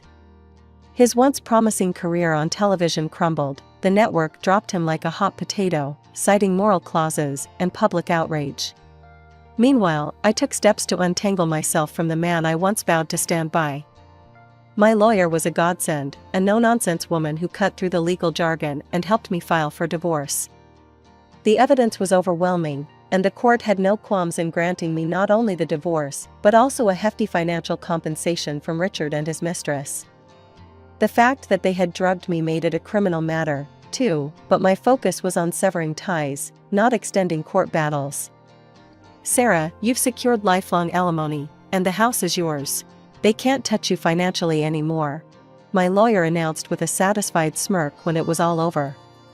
The mistress, Miranda, a once respected psychologist, saw her career disintegrate. Her license was revoked following an investigation into her unethical behavior. The doctors she colluded with faced similar fates, their medical licenses stripped and reputations tarnished. With no career and mounting legal fees, Miranda sold her office and took out loans to fulfill the court's compensation orders. Last I heard, she and Richard were living together in a cramped apartment, struggling to make ends meet. Karma, as they say, can be quite the equalizer. During all this upheaval, my daughter Emily came to me, tears in her eyes, remorse finally breaking through her previously cold demeanor. "Mom, I'm so sorry. I was so wrong. Can I stay with you?" Her words stung, reopening wounds that had barely started to heal. "Emily, I love you. You're my daughter, and that will never change. But you chose to side with your father, knowing what he planned for me. I think it's time you learn what real consequences feel like." She moved out the next day, her belongings stuffed into too many bags, her shoulders slumped under the weight of her choices. Last I heard, she was living with Richard and Miranda, the atmosphere there as strained as one would expect. Richard tried to reach out once, a call I let go to voicemail. His message was a mix of self-pity and blame, a cocktail I no longer had the taste for. "Sarah, I hope we can talk. There are things I need to explain," the voice said, trailing off into a sigh. I deleted the message, the final note of his voice swept away with a single tap. After everything that went down, here I am, back in the world of dogs, my first love and passion. I'm not just working at the shelter anymore, I've started offering private dog training courses right here at home. My backyard has transformed into a haven for all things canine, agility equipment, training mats, and more toys than you can shake a stick at. Mom, this place looks amazing," Mark said on one of his frequent visits. He walked around with a proud smile as he watched me put a rowdy pup through its paces. "Thanks, honey. It feels right, you know? Like I've found my way back to where I was always meant to be," I replied, tossing a ball for an overly enthusiastic golden retriever. The scandal, though a nightmare at the time, strangely did wonders for my business. Clients started pouring in, some admittedly curious about the scandal, but they stayed for the results. "I'll be honest, Sarah, I first heard about you from the news," one of my clients, a friendly woman with a stubborn dachshund, confessed during a session. "But I saw how you handled Bella here, and I knew the news wasn't the real story. You're the real deal." I laughed, giving Bella an affectionate pat as she finally nailed the sit-stay command we'd been working on. "I appreciate that. It's good to know my 15 minutes of fame brought me some genuinely nice clients." It's not all about dogs, though. Mark comes around a lot, helping me with the heavier tasks around the yard, his company a constant reminder of how much good there still is in my life. "Mom, you ever think about how things turned out? You know, after everything?" Mark asked one afternoon as we sat on the porch, watching the sun dip below the horizon. "All the time," I admitted, sipping my tea. "It was tough, really tough. But look at this, I'm happy, Mark. Really happy. I wouldn't change a thing." He nodded, a knowing grin spreading across his face. "I'm proud of you, Mom. You turned a mess into a message." And he's right. I did. I get to spend my days doing what I love, surrounded by wagging tails and wet noses. The peace and contentment that fills my days now is something I used to dream about during those dark times. "Hey, Mom, think you'll ever forgive him?" "Dad, I mean?" Mark asked one evening, the question hanging in the air like smoke. I thought about it, really thought about it. I've moved on, but forgive? Not. And that's okay. I've learned that some things you just have to let be. That's the truth of it. I've found strength I never knew I had, and a resilience that's seen me through the worst of storms. The days are long, filled with barks and laughs, and as I close the gate each evening, I look up at the stars, grateful for the quiet ending to another day filled with life.